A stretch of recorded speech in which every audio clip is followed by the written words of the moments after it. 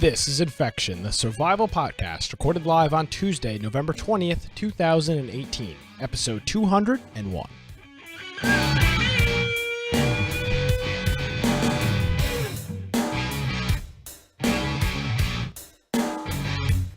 Hello, ladies and gentlemen, and welcome to another episode of Infection, the survival podcast. Infection is your source for the latest information on survival video games.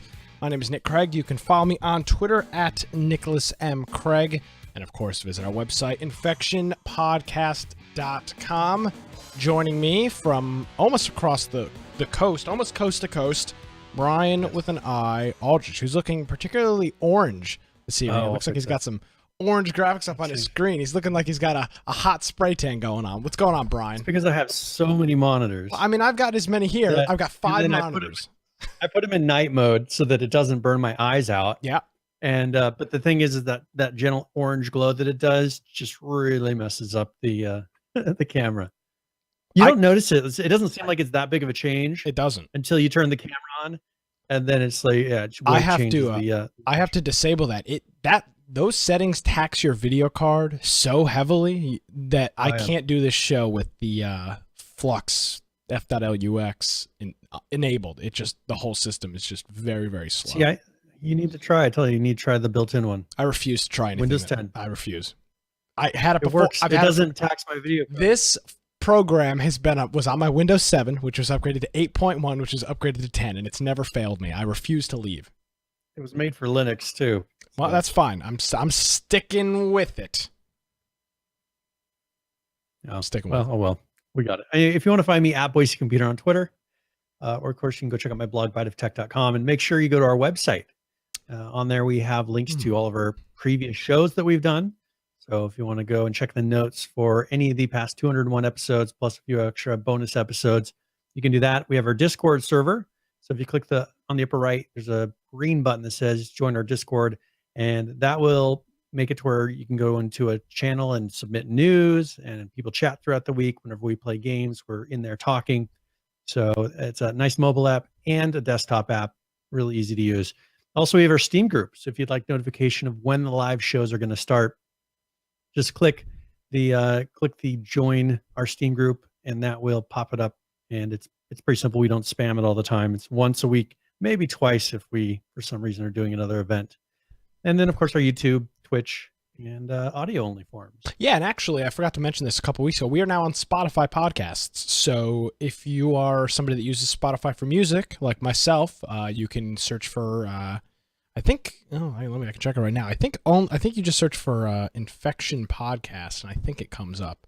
But we're now. What I've noticed is when you search for infection in podcast apps, you find a lot of things about diseases and weird things. Yeah, I mean, maybe it wasn't. Maybe in retrospect, if you search Infection Podcast, you'll see our logo. You're right. There are. So why do people have podcasts about infections, Brian? Like, why are you judging other people? Well, because let's say you've got some infection. I mean, I don't know what kind of infections people may have or not have. I mean, there's a lot. I bet you they're making more money than we are, and that's the problem with all this.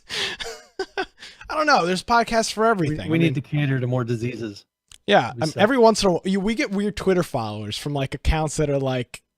You can tell it's like a marketing firm that's following everything that has anything to do with infections. Yeah, one dub is saying we're infected by the hot burning love of video games. I mean, there you go. We can scam with the best. No, I'm not calling these podcasts scams. I'm just saying we can scam with the best of them to try to get some more people in here. Let's see. So we got we played game. You played Game of the Week. I was out of town. Some family was visiting me, so that was good. But you guys played Blackout. How did that go? Yeah, we played probably about 4 or 5 games, I think. Okay. And that's about what I could handle. And we died pretty early. It's just we just are not lasting in the game. So we did end the game with one regular multiplayer game, which I find myself enjoying more than Blackout personally. Do you think that it's, and I don't want to get into a whole discussion here right yet, but do you feel like it's turning into PUBG a little bit with the skill gap? Is that a thing, or why? I think that's what it is. I think that is what it is, because we get in there and it's just really tough And before, when everybody was new, you could kind of get in there and you'd last a while. We had one where we lasted a while, but it's just the second you land, you got people that are doing crazy shots on you. You're still looking for a weapon and they're running in and with automatics, automatic fire. So I don't know. It's fun, but it's something that I think you really need to play on a regular basis just to be able to maintain, since you're playing against all these people that probably play the thing all the time. And that's kind of the downside of a Call of Duty game, is you're playing against people that's all they play. Like, you have Call of Duty fanatics that are sitting there and playing Call of Duty. That's like the only game that they have on their console is Call of Duty. And now we're playing on PC, which probably helps a little bit. Mm-hmm. But I think that is kind of a downside of it. Where PUBG was more, it was the PC audience purely. I don't think you had a lot of carryover. People were kind of fighting between playing H1Z1 and PUBG, and you had people kind of mixing back and forth. But I think you got a lot of people that this is the only game they play. Yeah, I'm that wouldn't surprise me. All right, well, that's good to hear. Coming up this week is a game, Brian. Game that we have been talking about for many moons. Game that we have been waiting approximately. We've been waiting over 500 days to play since our last playthrough. Brian, we are playing Friday night. Now there's something special going on here. I'm even screwed up already. It's not Friday night. Ladies and gentlemen, due to the US Thanksgiving holiday, Friday's a federal holiday.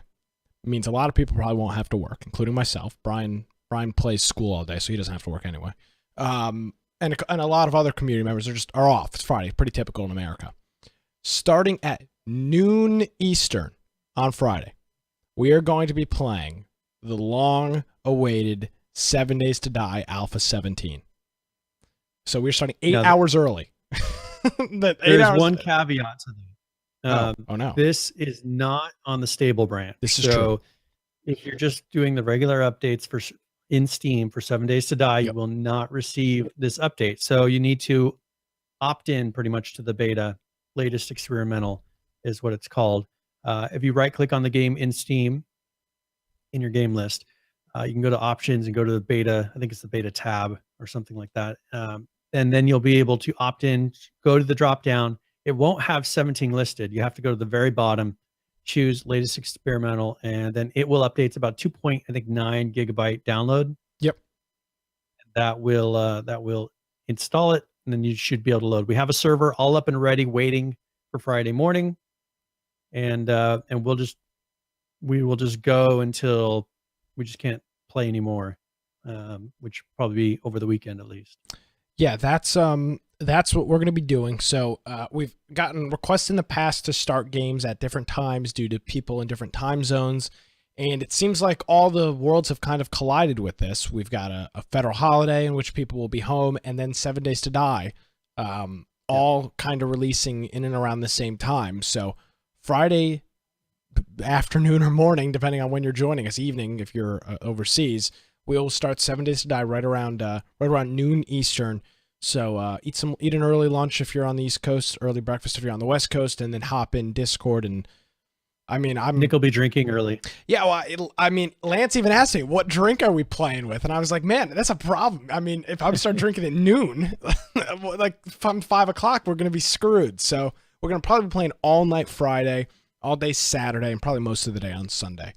So I'm try to get Laura to play with us, because she'll be off of work, which she's not off of work very often. Mm-hmm. But I think because she's in a management role now, they want her to not work that holiday. So cool.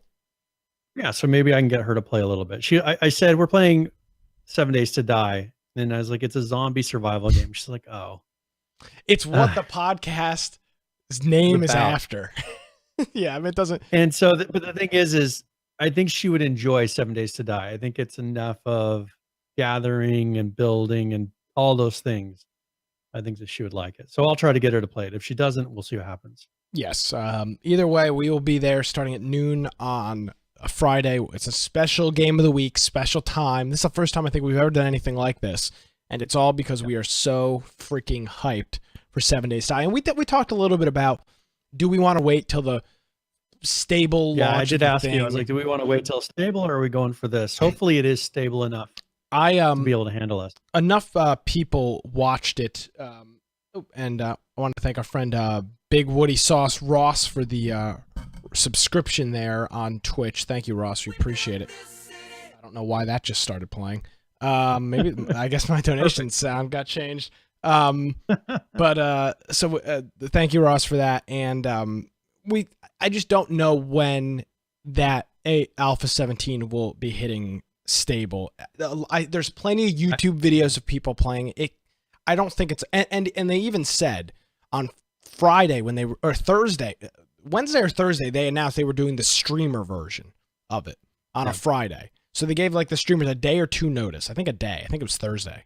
And they said if it wasn't stable, they wouldn't release to experimental for everybody on Monday. And they did, in fact, release to experimental on Monday. So I would imagine over the next 5 days, it will be stable enough to play. If not, that's going to suck. That we'll reconvene when it hits official. But I frankly don't want to wait. I mean, it realistically could be another 3 months before it hits stable. And that's just that. I don't know. I don't want to wait 3 more months because everybody else is already playing it. So yeah, that's what we're going to do.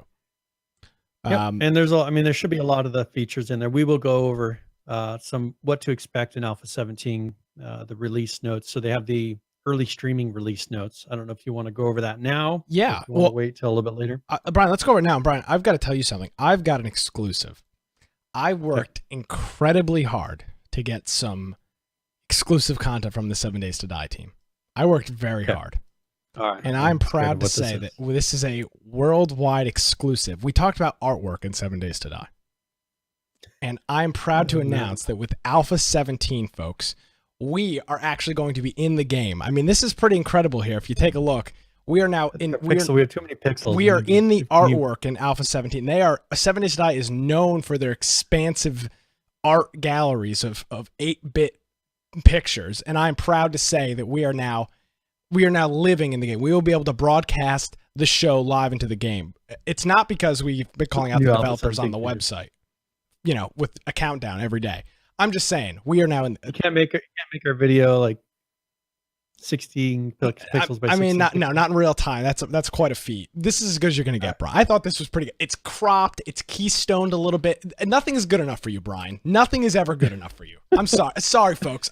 I'll try something better next time. It's not good enough for Brian. All right. That works for me. All joking aside, watched a couple videos. I'm trying not to watch a whole lot, but I don't want to spoil it. But it looks like an entirely new game. I logged in for like 1 minute just to test the server, and I logged in next to some building. Some zombies are bashing at the door trying to get at me. 5 of them. Excellent. So I go up just to test to see if I can if the doors will open. Door went open. I don't know. That's a bad sign, but. Then the zombies bashed the door in and they attacked me. So I started hitting them with something, and they killed me. I respawned and I logged out. So that's pretty much my experience with it so far. Well, and I'm looking forward to it. I don't know how the best way to tackle these notes are. If I tried to print these, it would be approximately 22 sheets of paper on my Brother laser printer. It's a lot of notes. It's a lot of updates. Well, how about we do kind of categories? Yeah, you want to just hit the tops of each thing here? Yeah. So one thing they're doing is, and this was one big reason for the delay, is the whole lighting, art, physical based rendering, which, okay, you see, here's something that kind of bugs me. You see where it says PBR rendering? Yeah. What does that mean? Well, I'll read it. Physically based rendering. I don't like it when they put the word that's in the initial ATM machine. Because they know people. Yeah, exactly.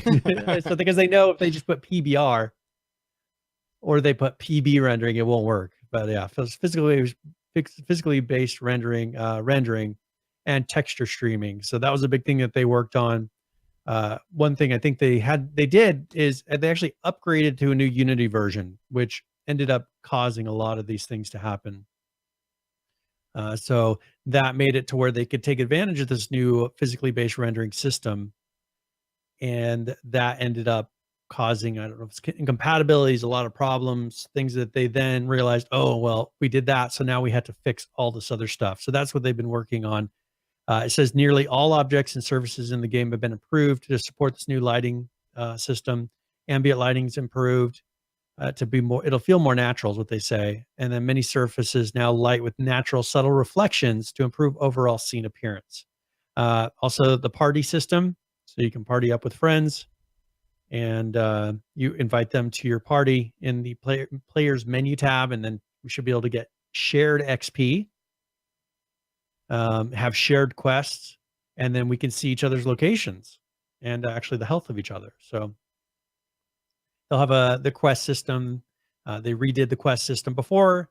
I mean, they had a quest system that said, what builds this object, as far as a tool and different things like that. But they should be having it to where they have ranks of 6 quest difficulty tiers, and you get rewards from those based on each quest and the tier that it's in. So that should help a lot. They talk about making improvements to so we do random generation for the map. There's a pre-built map they have that's a 16 kilometers to 36 square kilometers of a map that's kind of a pre-designed map that has the city in certain locations, and you can load that. We've never really done that. But they said that they changed it about quite a bit. So if you played in there before, they said that the height is much more extreme and natural looking, and you will not recognize the world when you get in there. So they've added a bunch of locations, because before they had some, I think, however many locations before, but they've added a couple dozen new location. They've added a number of vehicles to there. The bicycle that we saw, the motorcycle, which before they had, what's those old motorcycles that were kind of like mopeds or something? Yeah, I know they were kind of like those little I don't know what you'd call them. Those just little kind of wide wheels. They were not very fast. Yeah. Now they're actually going to have like actual motorbike in there. A gyrocopter. It's a which those are super badass. That's a single blade helicopter. And then they updated the mini bike, and then they'll have these vehicles placed all around. So before we had to build that little motor thing. I don't even want to call it a motorcycle. You would build that and you could ride around. Now they'll have a lot more options for doing that. They've redone the AI and pathing for the zombies, they call them zombies here. I almost said miscreated, it's mutants. But they kind of redone the pathing and the AI for that. They added 2 new animals, which are the stag and the doe. So new deer. They modded the item system.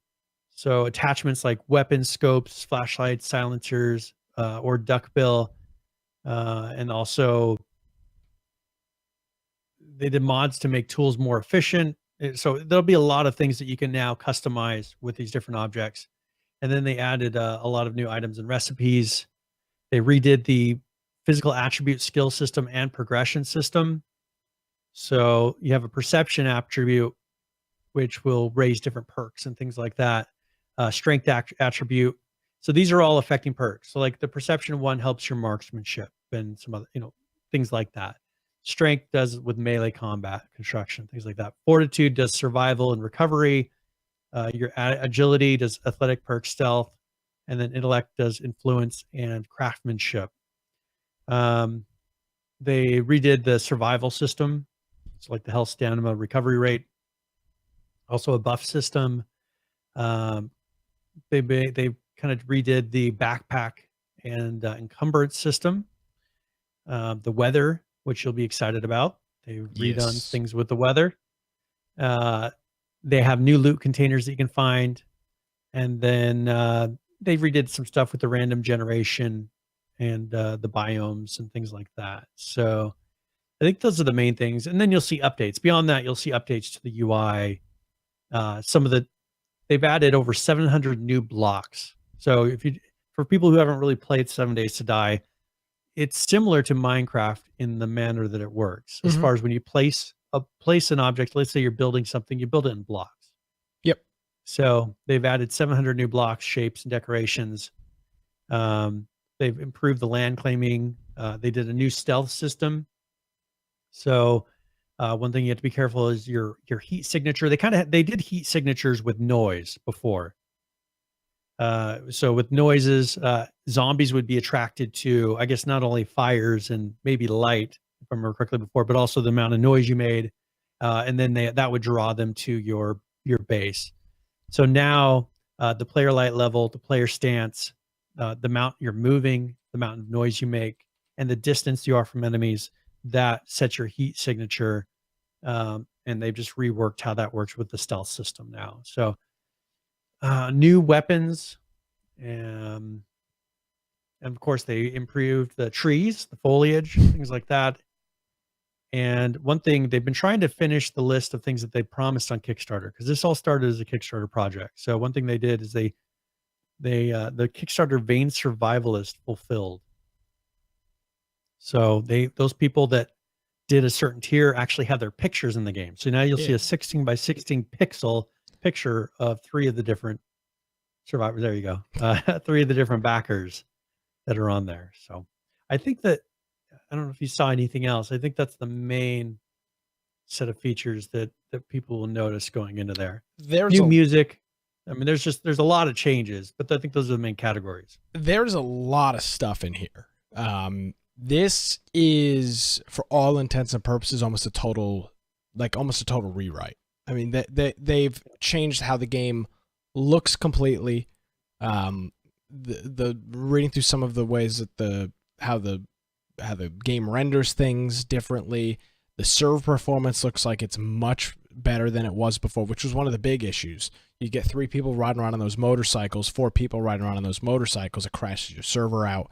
There was a lot of issues that made the game really hard to, at least for us, and this is just us, but I think it's valid for other people as well, is for a decent sized group. I would imagine over the next, when we start this on Friday, over the 3 or 4 days that we play, we'll probably have 20 or so people that come and go, in the 15 to 20 people that come and go in the game. And having 10 or 11 people on the server at the same time and everybody doing a couple different things used to be really tough for this game.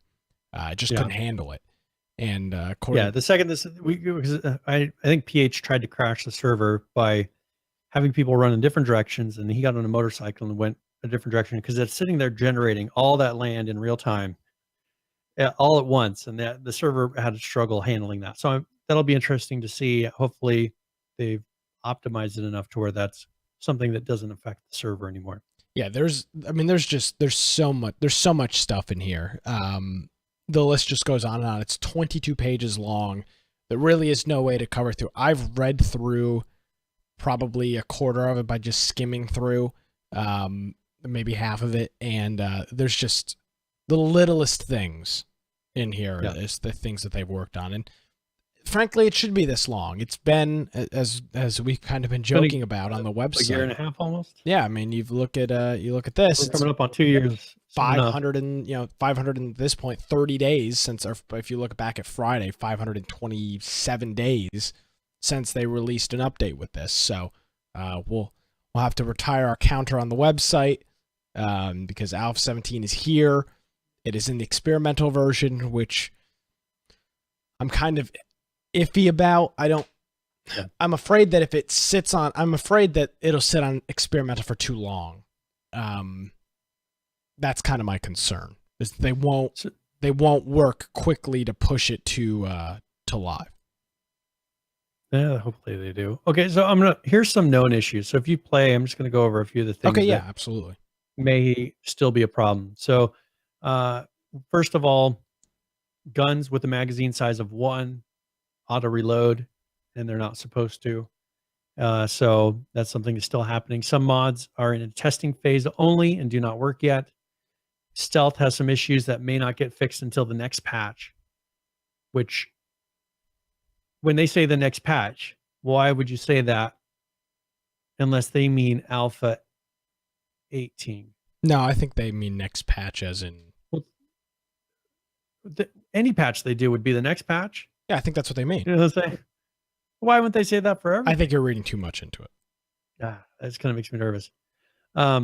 Auger and chainsaw sound loop in multiplayer games. Trader Gen has a deep voice. Players visually disappear from one another when looking up. So I'm not sure what they mean by that.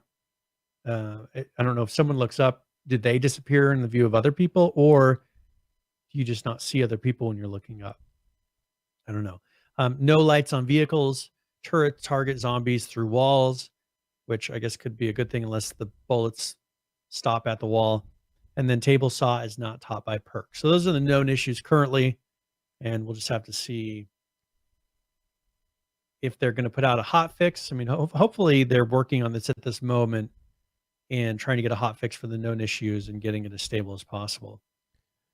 Yeah, I'm really excited to jump in here and play again. I said I was only going to watch one video, and I did until this afternoon at work, and then on my phone I put my phone off to the side and watched a couple of other videos, and the game just looks really impressive. And I was talking to a friend, Saul, a little bit earlier, and he said he was reading comments on Reddit saying it's like a completely different game.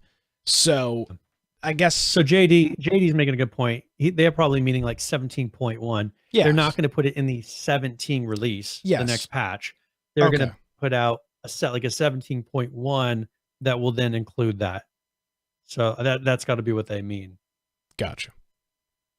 So there's other ones I'm assuming they're trying to fix in the first one, and then we'll see on the rest. Thank you, Firebomb.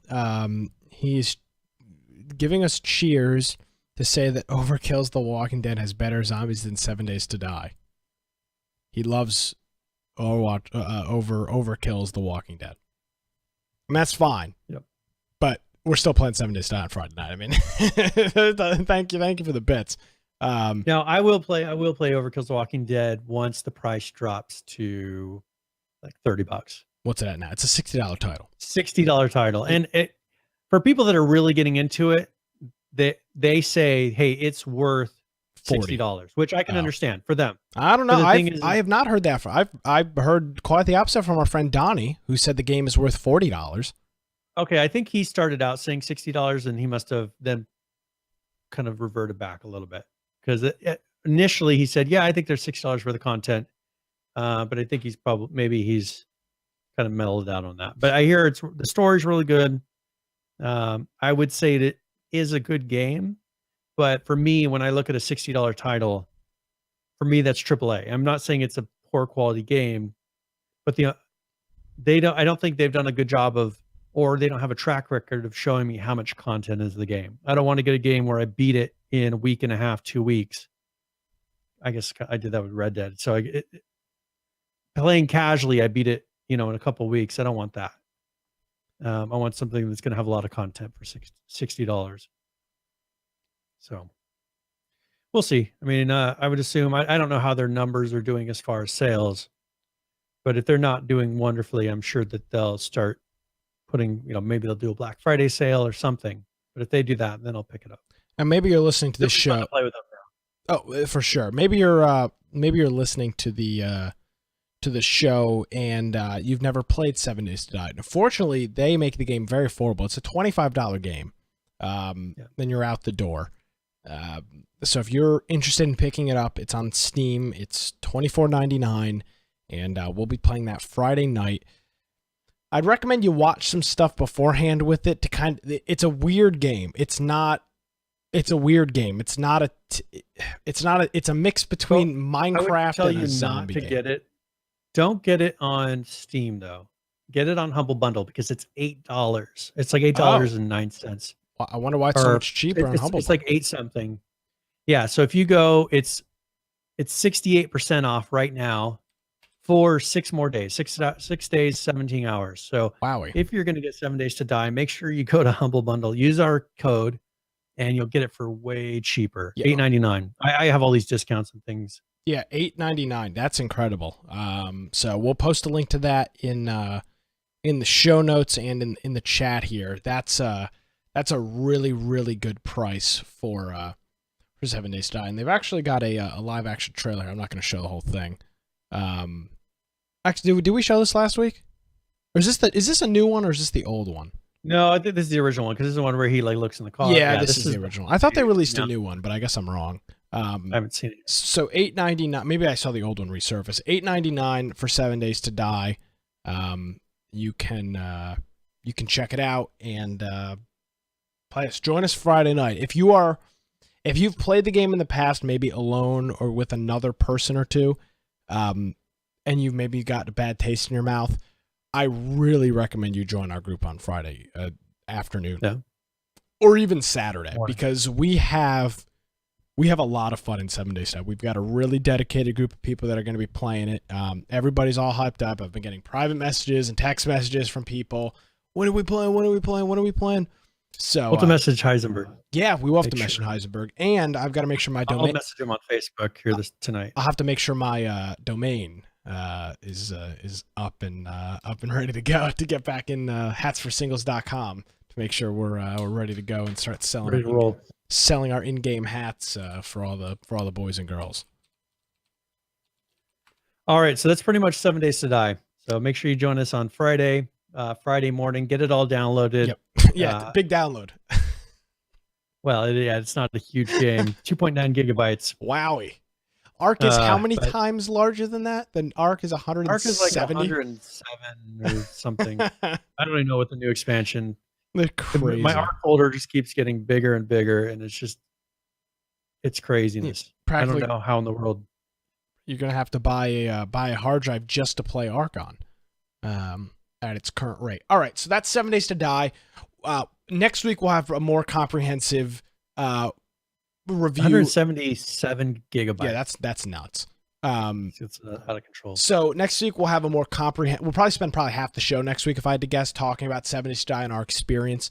So we don't have a whole lot this week. We're waiting. We want to do it Friday night. Some people were asking about playing it on Monday when it came out. We just decided, with people working and my work schedule, Brian's schedule, it just made. I had a listener that was visiting me in town. Yeah, that was cool, right? So I that's the thing. I was taking he and his friend on a tour of Boise and all that, so I wouldn't have been able to play it all Monday. Today we've got the podcast. Thursday's going to be Thanksgiving, so people won't be around. So they may be around, but they're going to be with their families. It made the most sense to do it on Friday, so that's what we're going to be doing. Get yourself prepared. We may be beating the dead horse here, but seriously, get it. Get the game. You will have a really good time playing with our group. You can't possibly have a bad time playing with our group in 7 Days. Now I think we've probably. Even if there's bugs, we make the most of the bugs. I think I would put 7 Days to Die, the amount of fun we have as a group in 7 Days to Die, up there with as much fun as we had with the original H1Z1. We really have a good time. We play it out. Arc. I would say Arc, yeah, on that Thanksgiving weekend. We had a lot of fun that time too. Yeah. So join us Friday noon Eastern. Get your drinks ready. They're going to be flowing. We're going to have a grand old time. We'll see what the night brings, and same thing Friday night and Saturday night and for Sunday as well. So join us for that. All right, let's talk about some, because we talked about that to start the show. Do you want to talk about some not necessarily not gaming things, but not necessarily survival things? We had a couple of interesting stories this week. One is something that isn't super surprising to me, but it concerns E3, and we've seen this with Nintendo. They left E3 probably 4 or 5 years ago, and now whenever they have something new to announce, they do a Nintendo Direct that they stream on YouTube and Facebook and do their own thing. Very similar to the way Apple does their keynotes to release their new products. And it now appears that Sony will not be attending E3 2019, which is funny, Brian, because we've had some private discussions with our PAX group about going to E3 in 2019. And I chatted with one of our good friends, Eric, who sometimes you see in the chat, ET, and we were chatting about this on Twitter. And he said, we were talking about this, and he said PAX is kicking E3's butt. So Sony saw the writing on the wall and got out of Dodge. And it is interesting to see how PAX, which originally was just kind of a show up and hang out with people, is almost becoming the premier gaming event for the industry. And E3 has lost a lot of its luster. Nintendo, frankly, doesn't care. They do the directs whenever the hell they feel like it, and it doesn't matter. I mean, they still get the press coverage. And now Sony is dropping out, which sucks because as a resident Microsoft fanboy, Sony whoops everybody's ass every year in E3. They always have got the best stuff at E3. And now it's going to be what? EA, Ubisoft, Devolver Digital, that crappy PC gaming showcase that PC Gamer does, and Microsoft and Bethesda. I mean, that's going to be E3 every year. I mean, it's just, I don't know what they're going to do, but it appears that E3 is probably on its way out because now that Sony is gone, you've got one of the big boys left, and that's Microsoft, who always does a subpar job. What are your thoughts? Well, I think for this makes a lot of sense because we went and saw the PlayStation booth. They have a presence, but I think that they probably feel like they get a lot more of the audience. Maybe the locations are better. I mean, I've never been to E3, but I'm wondering if they having the opportunity to maybe do 3 different shows. Let's say they have PAX West at one time a year, they have PAX East, they have PAX South, they have all these different options that they can go, so they can actually time it to releases of their games. So if they want to do a big push at one of the PAXs for a game that's being released, at that time of the season, that makes a lot more sense than, all right, either they have to give a big hint and talk about a game that's a year out, or they're not ready to announce, or they have to wait a whole year to the next E3 to announce it if they're going to save something for there. Well, so I think it makes more sense I think they're getting away. They want to having so many big titles come out through the year. I think they want to have an opportunity to kind of showcase that on their own time. Well, and I think what you run into with E3 is there's so much going on over the 2 or 3 day period that your greatest thing that you release is compared to everybody else's thing, and there's just so much going on that you forget. I mean, if you ask me right now what games Sony showed at E3 last year, I wouldn't be able to name one of them besides Fallout, which everybody showed, Microsoft included. There's just so much stuff going on at E3. Nothing really sticks. And somebody was quoted at Sony. Sony will be, quote, exploring new and familiar ways to engage our community in 2019. So they're looking for they're big enough they could do their own. But Blizzard can do it. I mean, Blizzard has their own. They could do their own and have enough now to show because they're putting out such big titles. Some of the top games that are out. I mean, if you had one where you could show Red Dead Redemption, God of War, Spider-Man, Dawn, New Horizon. Horizon Zero Dawn. Zero Dawn. Yep, that's it. we saw another game at PAX that was close to that, so I was like, I gotta not say that game. So many titles.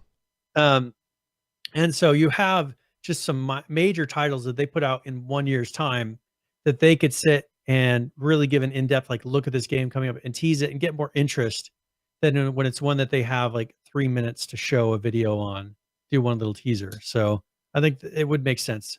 Well, because they're doing a really good job of getting PS4 exclusives. Well, and if you look at it, prior to E3 2016, exhibitors were not allowed. It was strictly a press event. You had and it was a quite a strict press event. You had to be legitimately somebody to get press passes. I don't believe, Brian, you and I would be eligible for press passes to E3 prior to 2016. We may now because they've kind of loosened their guidelines a little bit, but it was a serious press event. I mean, E3 every year was for many years was covered on G4 television. After that, Spike TV ran the coverage live. I mean, I don't think people understand how expensive it is to do something like that for Spike TV or somebody G4 to cover E3 live is a very costly event, very, very costly. Hundreds of millions of dollars that they are investing into an event like that. And it just seems like with PAX and other events where they can kind of get maybe right in front of the consumer, they are trying. Maybe they find that, as they said, they're a little more engaging. Nintendo rather doesn't do anything for their events. They just stream it to the internet. There's no in-studio crowd or anything. They literally record an entire thing. They edit it and then they stream it, quote unquote, live to the internet. And every time they do one, it's on the front page of Twitch. PS4, I mean, when you're a console like this, you have an audience. So if they really wanted to, they could have a live audience, you know, have it to where people come, but then they could have a big event where they advertise it in the PS4 interface of watch this live event now. And then afterwards they could have people watch it, you know, the recording of it. But it'd be a really good thing because people could go and they'll be on their PS4s, be able to watch it. If you have a PS4 and maybe a PlayStation Plus, whatever it is they want to require, if they want to require anything, they could take the old Apple approach. You got to watch it on Safari on an iMac to watch our keynotes. Yeah. But the thing is that they'll have it to where, okay, you can watch this for free and see it live if you're on your PS4. And they could probably get a huge audience of people that are sitting there giving them direct advertising. I mean, that's all you're really doing is advertising directly to the person trying to sell them something, and people eat it up. I mean, I love it when I see a new game. It's like, oh, I'm going to buy that for sure.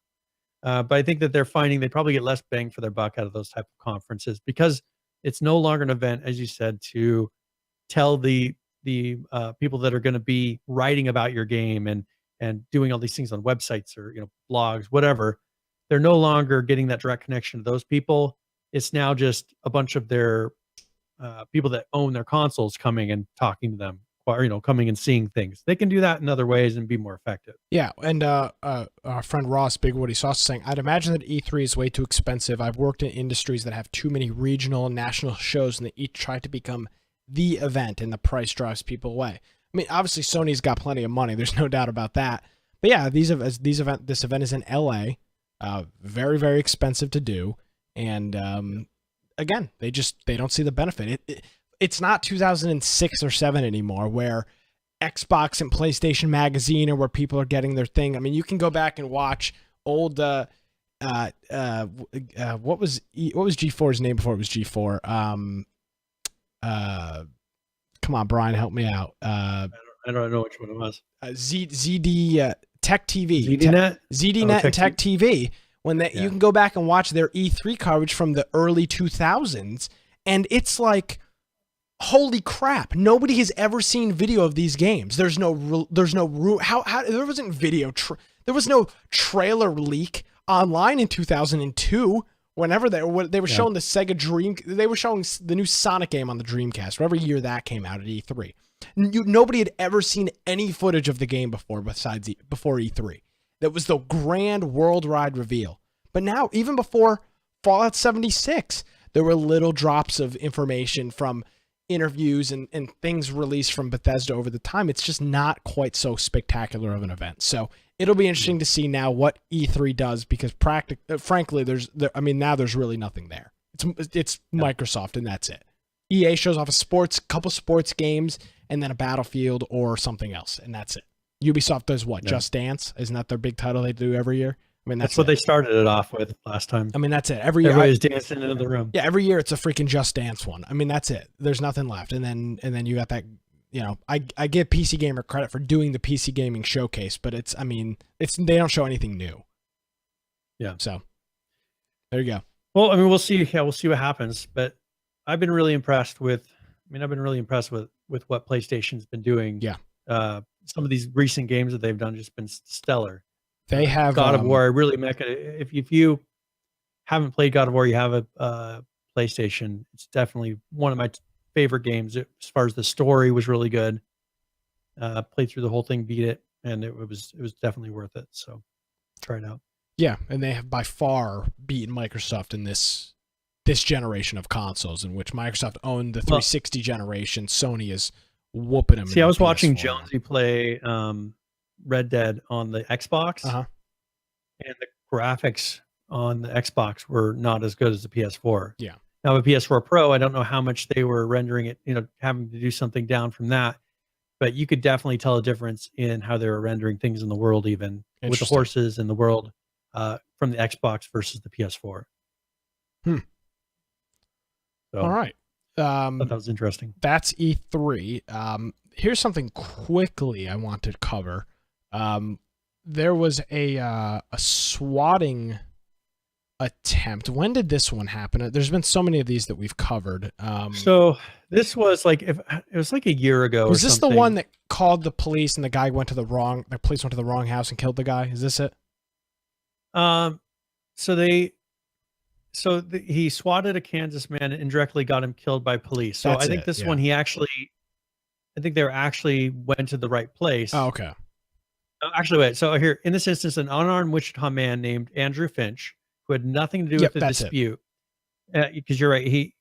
There was a dispute between two people online. Swatted the wrong He house. called us in. They went to the wrong place, and he ended up getting killed because of this. So the SWAT team killed him. Yep. And so he pretty much is facing 20 years in prison for doing the swatting prank. And this was based on a Call of Duty World War II game. You know, these are gamers in Call of Duty World War II. We had a good time in World War II, but at no point did I ever want to call the police. At no point did I contemplate calling the SWAT team to anybody's house. And boy, Brian can vouch. He played with me. I got pissed. Yes. I mean, this is another level. So the thing is he called the Kansas police, said that the man had taken family members hostage. Yep. And actually, this is Wichita, Kansas. And he said, and was planning to shoot them. And then he says the Los Angeles-based Barris was compelled to participate to help settle a $1.50 dispute between two players. $1.50 was what this over. So the guy died over $1.50. And so that was, So Barris, he's 26 years old, and he's looking at 20 years. Yep. He's 26 right now. He if and when he serves his full term, he will be almost 50. So you talk about something to kind of piss away the.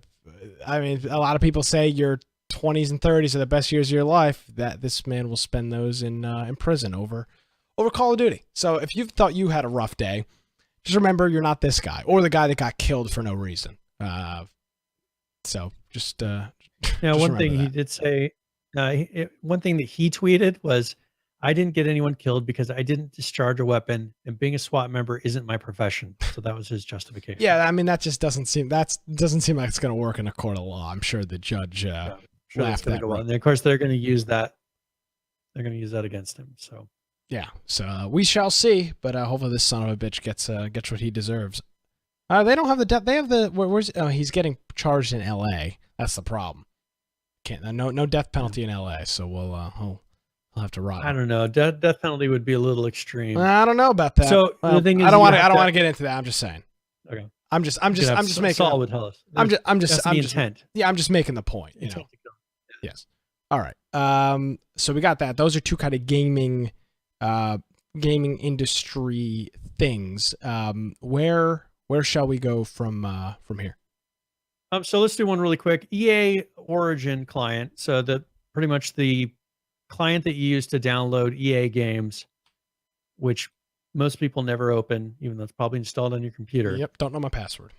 They found a pretty big bug that actually exposes the gamer's information. So and this is an old bug that's similar to what Facebook had many years ago. If you're on a public Wi-Fi and you're watching what's going over the Wi-Fi and you're looking at addresses that people are visiting, EA actually puts in the link for the address, the token to be able to authenticate you. So someone can copy and paste that address, paste it into their browser, and it instantly logs them into your account. So anyone using a public Wi-Fi with the Origin client, if someone is sniffing, packet watching that information going over the network, they can figure out your they don't know your password, but they can log into your account at that point. So it puts out an auto login URL, and it's equivalent to a username and password at that point. So yeah, so I know that they'll probably put out a fix pretty quick if they haven't already. I feel like we're living in like 2003 when like Gmail and Yahoo would send your emails and email password in clear text over the network. I mean, what is this? It's 2018. So, how are they sending that information in clear text? How is that not how? Well, they probably outsource this to India or something like that. It doesn't matter where you outsource it. I mean, you can't send but tokens. they take shortcuts and they don't have accountability there. You know, they still have to have somebody who's overseeing the project. How are you sending the token in the URL like that though in 2018 without? It's called being lazy. I mean, I guess. So here's the thing is, and they didn't update today to that article, so they did fix it as of today. They fixed it today. So that should be fixed to where they're doing some other method. But yeah, that just kind of shows you an idea of, you may think that you're secure. You just got to be careful. There's not a lot that you could have done at that point. I mean, unless you're really digging into it like these security firms are, you have no idea. I mean, to you, it looks like an app that's just running. It's authenticating. Everything's good. But I'm sure somebody noticed this at some point and was trying to take advantage of it somewhere. I doubt that these guys were the first people to see it. Maybe they were. Yeah. That would be a good way for people to pretty much log in. If you have a credit card on there, they could buy things. Who knows? They could try to take over your account. Different things like that. So that was that was Origin. Another one, I don't know if you were to look at this. I'm not sure what your opinion on this is, but they had the Golden Joystick Awards. Yes, and they stupid award. Yep. So they put like the best storytelling, which I had mentioned before, God of War, excellent storytelling. Studio of the Year, they gave it to Sony. Santa Monica, best, you know, this Santa Monica studio for Sony. They had on here Mobile Game of the Year. They gave it to PUBG Battlegrounds, which I just did what I said I hated a minute ago. PUBG Battlegrounds, PlayerUnknown's Battlegrounds. PUBG Battlegrounds. Great job, Brian, the professional here doing the podcast. Exactly what I said. I don't like it when people do that. At least I caught it. But then they put best competitive game, Fortnite. Ooh, and they don't have a competitive league. Well, they don't have a competitive league. They don't. They have tournaments and things. I don't know of any. But I don't know of any. Who do you league. think got game of the year?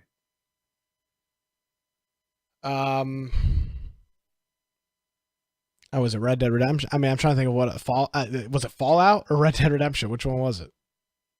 Fortnite. Really? Yes. Huh. So well, I could make that argument. I mean, what is game of the year? How are we classifying game of the year? Is it most popular game of the year? Because if it's most popular game, you're right. It is definitely Fortnite. So that's for the one that's not specifically to PC. So here's one. Okay. What do you think was PC game of the year? Without looking at it. I'm not looking at it. I'm just saying, what do you think is PC game of the year? PC game of the year. What big games? I don't know that. I have no idea. I don't know what. Not one that comes I don't know what big PC games came out this year. It's not a big PC game. PC game Farming of the year was Simulator. Subnautica. Oh, close enough. Subnautica. I mean, do you know anybody really who plays Subnautica? No, but we'll have a current players update at Subnautica at the end of the show. We'll figure out just exactly who the hell's playing it, I guess. I mean, PC, they gave that for PC game of the year. Who is doing this award show? I've never heard of this award show.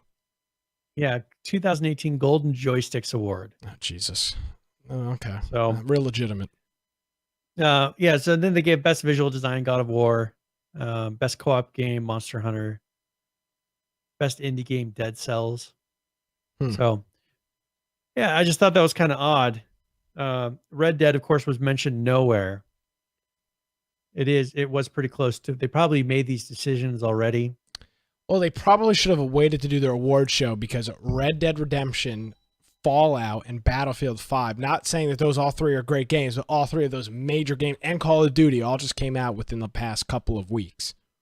Yeah. So maybe they should have waited to do their award. So, I mean, that's the issue is you could argue that one of the best storytelling games, I would say God of War and Red Dead did a very equal job in doing storytelling.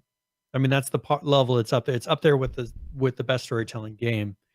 As far as content, like I just don't see how Fortnite could be considered game of the year. I mean, there's a lot of people playing it, a lot of kids playing it. If it's a popularity contest, it's absolutely more popular than Red Dead. You're delusional, Brian, if you don't think that it's more popular than Red Dead. It is by far the most popular game. But it's not the best game of the year. Again, what is your... But this is why I don't like these stupid-ass video game award shows. Best game of the year because what does that mean? Best game for who? Brian, best game for you? And I'm not coming at you here. How old are you, Brian? I am 38. Okay, so your best game of the year for somebody in their late 30s, somebody in their 20s, or somebody that's 15. What is best game of the year? In my opinion, it's Red Dead Redemption 2. I'll say for the next couple of years, it's probably going to be Red Dead Redemption 2. But for a 15 or 16-year-old, Fortnite is the greatest freaking thing since sliced bread. So that's what these shows, any award show, any of these shows are stupid in my opinion. These other ones are coming up in a couple months. The big one, the big video game awards show. It's all stupid. It's irrelevant. How could Subnautica be the best PC game of the year? Nobody. I mean, that is crazy. Yeah. So one thing that they did do is the Critics' Choice Award they gave to Red Dead Redemption 2. So they're saying everyone else loved Red Dead Redemption 2 the most, but we didn't put it anywhere on our list other than that. And then another thing, most wanted game. What do you think they picked? The new Mario, the new Mario game. I want that. Cyberpunk 2077. Oh, I'm sorry. Game that isn't out yet. I apologize. Yeah. But if they at this way, they should have said at the time of us choosing these, Red Dead wasn't out. You could say that Red Dead was one of the most wanted games. There are less than 3,000 people playing Subnautica right now on PC. How is that the best PC game of the year? I have no idea. There are. I mean, I heard it's a fun game, but it's not. I don't even think I own it. It's got a 92. I own it. It's not even installed. It's got a great review on Steam. I don't know. Should I just feel like I should install it almost. I mean, clearly it's the best game of the year. I've never played it. I own it. I've never played it in my life. I mean, that's just kind of scary. Well, there we go. That's more hard-hitting news. All right, we got a lot to get into. Let's transition. Speaking of reviews, games that are not the best game of the year, and that is according to critics. We talked about it last week. The game was releasing just as we were doing the show last week. Did it come out last Tuesday or last Wednesday? I think it was Tuesday. The 14th, which was last Wednesday. Fallout 76. The reviews are in. People are talking about it, and this game has got terrible user reviews. On Metacritic, the PC score is a 2.9 out of 10. And the Metacritic score, which is based on reviews, it's similar to how Rotten Tomatoes does their reviews. There's the critic reviews and the fan reviews. The Metacritic score is a 61. The user review on PlayStation is it less than 2.9, and it's the same. It's less than 2.9 on the Xbox as well. So overall, the users are hating Fallout 76, and I can't say I'm surprised. Yeah. Now, here, okay, so there's a video here, and which one? Let's play it really quick. It's the top one. Yeah, I think I've seen this video. So this is somebody who went in. I mean, there's not really much to play though. I mean, you want to just show the video? You can play in the background. Okay. Yeah. I mean, you could hear them, but we need to hear the end. So if you could have audio. Okay. So this guy, I mean, you can't really hear him here that well, but he's saying he wants to turn in his game. He wants to return it because he was not happy with Fallout 76. And so the person checking him out says, hey, if you do this, it's going to treat it as a exchange, which at GameStop, that's $1 or something. So this guy just starts smashing the store up. Now turn the audio up here. Yeah. All right. Well, do you hear him? Yeah. Thanks. Guys on the phone saying, thanks for calling GameStop. Well, first of all, I mean, if you buy a game at GameStop and try to return it, you're a moron. I mean, anybody with half a brain knows you can't return a game for full credit unless you're a total jackass, which clearly this guy in this video is. I mean, there's a couple of things I want to talk about. First of all, again, you're buying. I mean, you can't buy a game and then return it except you can't get cash back. GameStop has never done that, and to think they do is ridiculous. I don't like GameStop, but it's just the way it's always been. And secondly, I mean, so there's a couple things I want to talk about with Fallout 76. I hope, because it's not doing too hot. They're selling the game fine, and there's articles floating around that the new Spyro game has sold more physical copies than Fallout 76, but that is kind of bullshit because a lot of people, nobody on PC bought a physical copy because you wouldn't buy a physical copy anyway, and a lot of people do, including myself now with Fallout, with the new Red Dead Redemption, and I think you did the same thing, Brian, is the digital downloads. So it seems like it's kind of, I don't really like that. That's kind of cherry picking an article or cherry picking a story. I don't want to get into that respect of it. The game's clearly got problems. And my concern here is that now I hope Bethesda, and they're a mature enough company, but I hope this doesn't scare Bethesda into doing other stupid things. Something stupid in the future with the next. Here's the thing. So I think the thing is, I think they're scared of their engine now. Well, they should be scared of their engine because it sucks. It's not meant for multiplayer. I think they thought that they were untouchable, that people would just do, they love this Fallout experience. The thing is people don't like the engine, but they like the experience of Fallout. What they did here is they took away the experience of Fallout, and now you just have their engine. And so I think that is the big issue. Now people are very aware of the engine. They look at it, and I think that this is going to taint any future games because people will say, oh, look at this. This is in there, and it looks like this. Where before they glossed over it because it was the Fallout look. I just don't think they're going to get away with it anymore. JD is saying he's enjoying his time, and I'm trying to get some more information out of him in the chat because I'm curious. And PH, of course, saying it's true. People are enjoying it. And, of course, with any game, there are people that are enjoying it. He's enjoying the exploration and the lore. The lore has been a big thing that I've seen. I've been watching Dan's Gaming play it over the past couple of days because I find Dan really funny.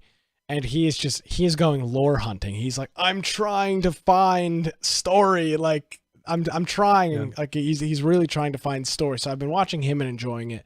That's the thing though, is before they had all the tools to be able to give you the story with all the people and the NPCs character development, things like that. They took all that out when they did this. So this is my concern though. They were trying something new. Todd Howard said they were trying something new. They made it clear they were trying something new. And sometimes new things fail, right? I mean, sometimes new thing fails. You look at the Sega Dreamcast console that was way ahead of its time. Other consoles were using cartridges at the time. This thing had a CD drive, network port, running Windows, very advanced system. Some people argue, myself included, probably came out too early. People weren't ready for it. People didn't have internet yet. People just weren't ready for the Sega Dreamcast. It failed. And I'm not saying that Fallout 76 is the same thing, but sometimes new things just don't work. And I hope now Bethesda isn't scared with their back into a corner saying, oh God, what the hell do we do now? This game was a flop. Move on. Yeah. Don't let it derail you. Move on and try something new. I mean, I don't know. I don't think it's a surprise. I mean, they had to have known beforehand, looking at looking at the internet, which is, I know, not a great thing to do, but looking at the general disdain for the game beforehand, people just did not like this concept. They had to have known it wasn't going to do very well, and it appears now that sales wise, we don't know, but in terms of reviews, people are not enjoying it. Now, here's the point I would make. It doesn't really matter if they don't like it. If they're buying it to not like it, it's kind of irrelevant. Once you get their money, you've got their money. So, well, that's the thing, is we made the decision early on. Once information started coming out, at first we were stoked when they first announced it. We were stoked because based on what they showed and what they said, it looked like it would be really good. But then they started putting out more information saying, okay, well, here's how this is going to work, and here's how this is going to work. And then we knew almost immediately, all right, I think this is going to be a problem. For what the kind of game that we were looking for, this is going to be an issue. And so I think most people should know, they would have known coming up to it, what to expect with this game. So we didn't purchase it, so we can't really complain and say that they lied to us. I mean, we knew going in that it was probably going to be like this. So, but there are people who don't track the information. They don't know. They think, oh, it's Fallout, I'm going to go buy it. Those people, I can understand why they would kind of feel upset that they're not getting what they thought they were going to get. There's a lot of casuals out there as far as they play Fallout, but they don't watch Twitch. They don't go check out gaming sites. They don't do all these things. They don't go on YouTube and watch about these things. I think that they would feel like, okay, something's wrong here. I don't know. I don't really. Do you think they can fix it? I don't know. That's what I was going to kind of try to pigtail into. Is there any hope for this game in the future? You look at games like Grand Theft Auto, when they release on PC, it gets a whole new, and I know I'm not making the same concept, but when it releases on PC and the modding community gets a hold of it, Grand Theft Auto 5 today is still a very highly played game on Steam. When I would think, and because we don't know, I would think if you look at the Xbox and PlayStation numbers, they're far less. And yeah. I think on the PC side, Fallout 76 can still have a pretty good lifeline. Now they are doing. I think especially like you mentioned the modding. I think that can be their saving grace with this game. If they can implement enough of a modding system to where people can mod and have it online. But supported modding and whatnot, it's that now mods go through their Bethesda modding system platform thingy, and it's not, and they're not even, and it's not even available yet. So I don't think right now. No, there's too many other things going on right now. We've got Battlefield, which is out, new game that's out. Call of Duty is still relatively new. Red Dead Redemption 2 is out. It's about to be Black Friday. I know myself and a lot of other people are looking at Nintendo Switches. They've got a brand new Pokemon game that's out on that, which when I looked earlier today, there were 150,000 people watching it on Twitch. It was the third most overall watched game. There's lots of new things coming out, and I just don't know if there is. We got the new Arc DLC and 7 Days and Miscreated. I mean, these are just games that we talk about our little subgroup. There's just a lot of stuff going on, and Fallout games in general are games you have to invest a lot of time into. Would you agree with that, Brian? Yep. So with so many other things, I think so, especially there's a lot of stuff to. Yeah, I think there's a lot of stuff to gather. I mean, it's definitely a grind game. I mean, that's the issue. It's a grind game that you're building a base. It has to be rewarding enough to make it worth that grind, and that's going to be the question: are people going to feel like after they've done all the grind, is the payoff worth the reward? And I just don't know, because there's not a story that they're unfolding. There are the missiles, the nukes that they can do, but are people going to be content with just building a base and then that then just having a kind of continual thing, or is it going to reset? Are people going to bother to start over and do it again? I'm just not sure. I don't know that they will. Yeah, I'm trying to look at the plus side of Fallout 76. It's going to be a supported game. Bethesda's going to be behind it. Things will come in the future. They will make changes. It's not just going to drop off the face of the earth like other games. And this is not an early access game. This is one of the biggest game developments and publishing houses in the world behind it. So that's the plus side of it. They'll make their money. They'll sell their copies. There's no doubt about it. It's just not. It's not what Fallout 3 and it's not what Fallout 4. And actually, there's a lot of people playing Fallout 3 and that Fallout Vegas mod, New California, that have Fallout 76. They're deciding, hey, I'm done. I'm playing whatever. Locklore. I've seen a lot of complaints. Sorry, I've seen a lot of complaints about the size of the patches that they've been putting out. And what? The patches are just too big? Each patch is bigger than the original game. So they put out like a 40 something gigabyte patch one day, and then they put out a 50 something gigabyte patch like a couple days later. So these patches are gigantic. They're bigger than the original download. Yeah. But the thing is are they really? There's got to be something with how they're packaging that game. They're not doing it towards updating pieces. Like they're making everybody download the whole thing all over again, which is going to kill people that are unlimited. I mean, when you're doing every 4 days, 3 days, a 50 gigabyte download, some people have a very low cap on their downloads. Yeah, or a slow internet connection. Yeah, and it'll take them days to possibly download something. Lockler is saying a patch or DLC is not going to fix the storyline told through holotapes and zero NPCs. And that's kind of the big problem for a lot of people. You think they'll break down and try to figure out a way to have... I mean, the thing is, with their story, they've tied themselves in a corner with the story. They're the first people out. They can't put people in the world. Well, this is the whole concept is a second nuke essentially has fallen, right? It's killed not just it's killed the raiders that came out as well. You find these raider bases that are been taken over. So it's... I don't know. Seems like they need to adjust the story. They need to make it match, because it seems like they've already changed the story to try to make this come out. And that I've heard a lot of complaints from hardcore Fallout people that they went against their own lore in this system, like how they did it. They broke their own lore. They almost need to make it to where, okay, these are the first people out of the Fallout shelter, but there's got to be people in the world, not just people that are zombies, because you're fighting against people that are zombies, but they got to work it in there to where there's somebody you're fighting that's real, just to make it feel like a real world. Because I think the problem is when a world without people can't they can't picture themselves in it. And I think that's one thing when you have a game that has people in it, you can put yourself in that story. I think right now you can't, because it's all robots and weird creatures and things that are just very different. Yeah. So yeah, we'll see. That there's a video there. Can you play that really quick? Yeah, we'll just have it go in the background. Yeah, what video am I playing? So yep, right there. And you can play it from that point. But there was 3 people who, there was a group actually that decided they were going to launch 3 nukes at the same time. Okay.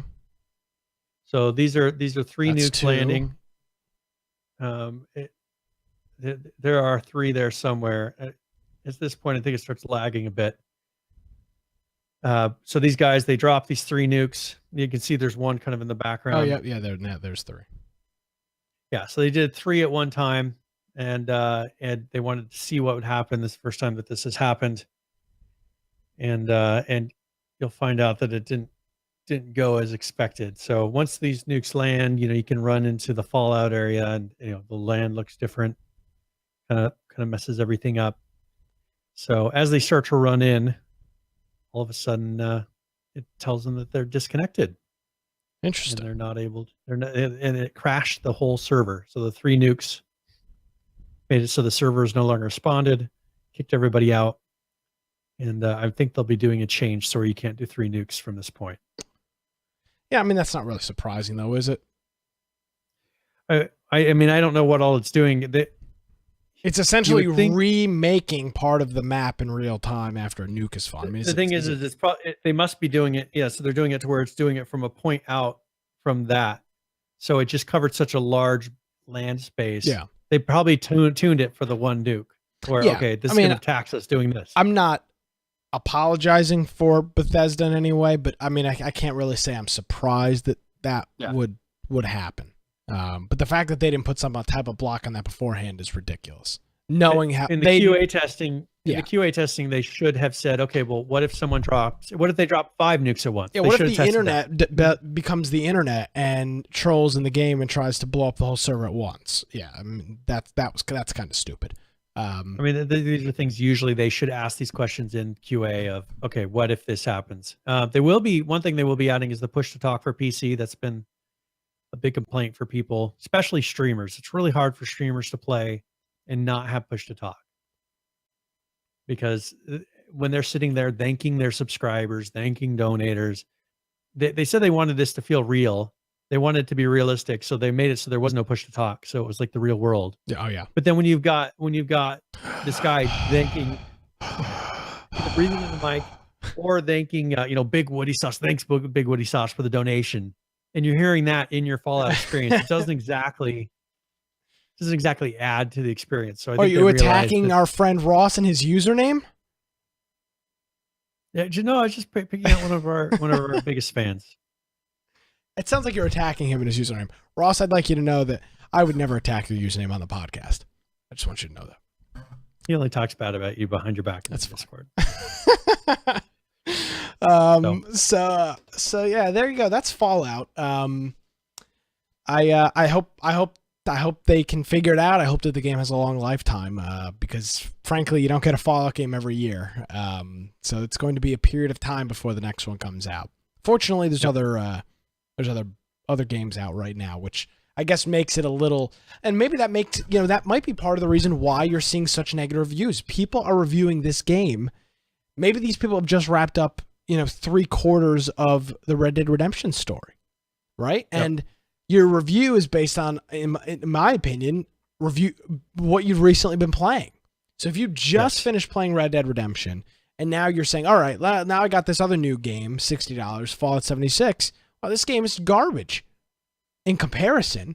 Now, by itself, in the middle of the summer when there was no new games coming out, besides the Spider-Man game,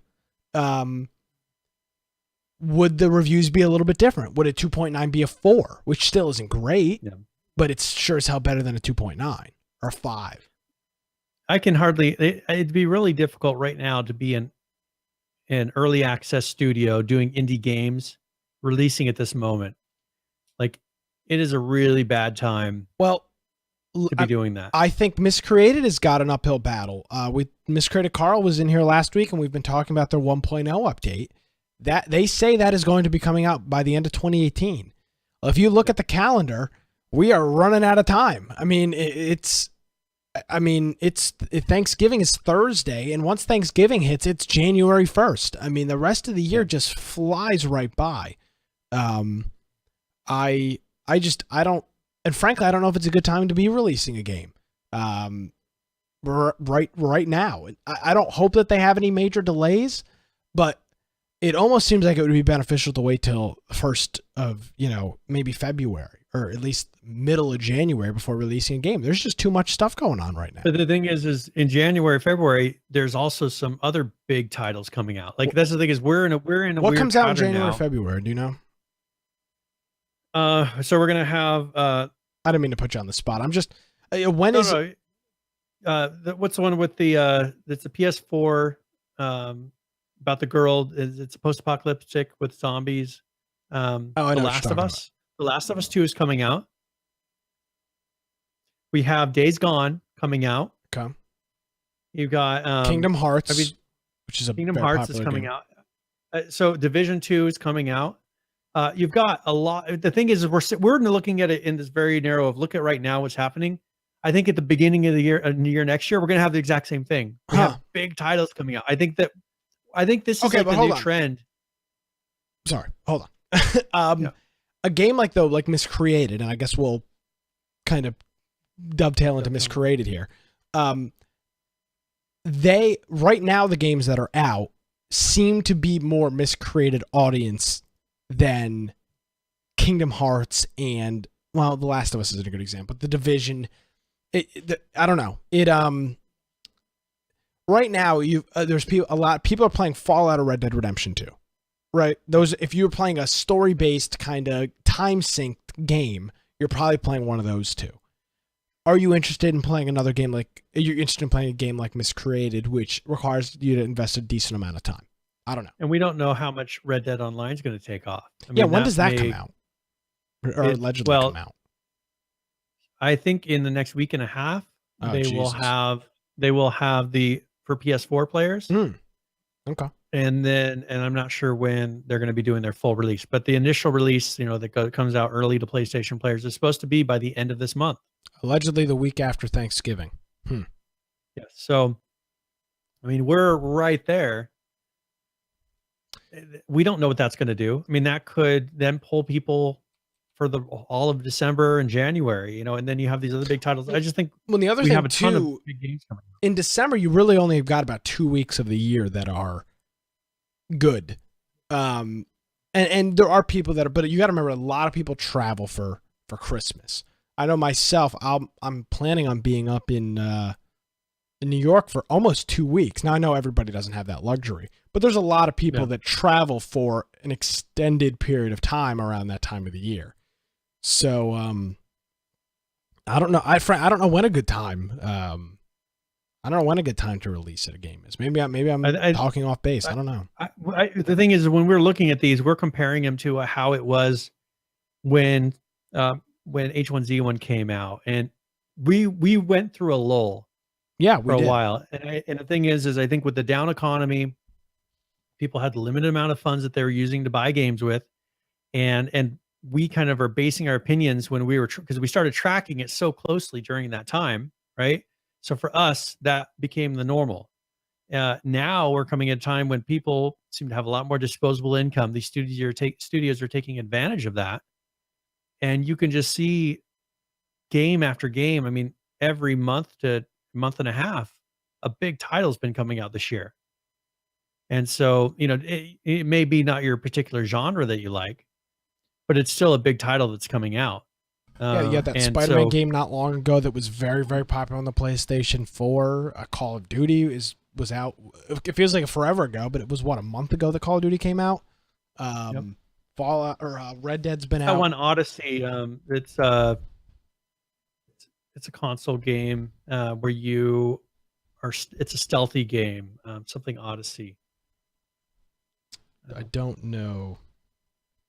It's yeah, I'm trying to remember the name of it, but that's a really big one that's out right now for consoles, and that has gotten really good reviews. It's Assassin's Creed Odyssey. Oh, okay, yeah, that one's really good. Has gotten really good reviews. It's an Ubisoft game, of course. That just came out this month, so there's probably a huge crowd of people that are playing that game specifically. There's a ton of games coming out where before we could look at the PS4 or the PC market. And like for a long time, H1Z1 was the only game that came out, for months. And, there maybe have been a few titles that came out here and there, but there wasn't any competition at that point in time. All right. Well then, so let's transition into, excuse me, I'm exhausted. Let's transition a little bit into Miscreated. They are on a frenzy of releasing information. I think we have seen more information the past 3 weeks than probably the past 3 years combined. On this game. They have released screenshots and videos and updates and all this other stuff. So the first one here is one that's a little bit controversial, and we're working on getting either we're hoping right before the 1.0 releases that we're going to get either Chris Sprance or I have one of them lined up already. Okay, perfect. And so I'm just contacting to get the rest. I want to get three. I want to get 3 interviews lined up. So I got one of them lined up. Yeah, so bringing it up to other members. So we'll hopefully have that here in the next. Yeah. So the goal is to talk to 3 different people in 3 different areas of the company and get their things. But they released a tweet yesterday actually that says this gets asked a lot. Just to make sure it's clear, there will be no data wipe for 1.0. All your characters, bases, vehicles will be the same. And that's an interesting concept. We talked about this with Ark, and the way Ark did it was they released I don't remember how many it was at the time, maybe 40 new official servers across every region, or at least in the US they did, or North America they did. They released new servers, and over time their goal is to merge old dead servers into the new servers they released. Conan Exiles, on the other hand, I believe wiped all their official servers on their big launch. I'm almost certain they did. And now this is how Miscreated is deciding they want to do it. They are going to release without doing a wipe. And Brian, if we look at the current players, which we'll do at the end of the show, it hovers around 800 to 1,000, maybe 1,200. Why are they not doing a player wipe? I don't believe, in my opinion, I know why. In my opinion, they don't have the player base like Ark, which at the time was like 22, 23, 24,000 concurrent players to wipe. They've only got at most over 1,000, which I'm not saying is a problem, but it's a much smaller player base to deal with versus a whole new group of players coming in. Why are they not doing a wipe here, Brian? Okay, so I think what they are going to do, I think they're going to find that players will be incentivized to take down the bases themselves. And here's why. I think that they're going to a kind of a build, like I said before, I think they're going to go to more of a building claiming system where you can get a building, you can supply it with electricity, you can make that your base, you can fortify it. I think that that is going to be the way that they're going to where, remember, you got to claim land. If you won't be able to claim that house, you're going to have to get rid of your base in order to get a house. I think that they're not worried that people are going to keep in their bases because people are going to want to get buildings. That's what I think. Now so that deals with the base part of this.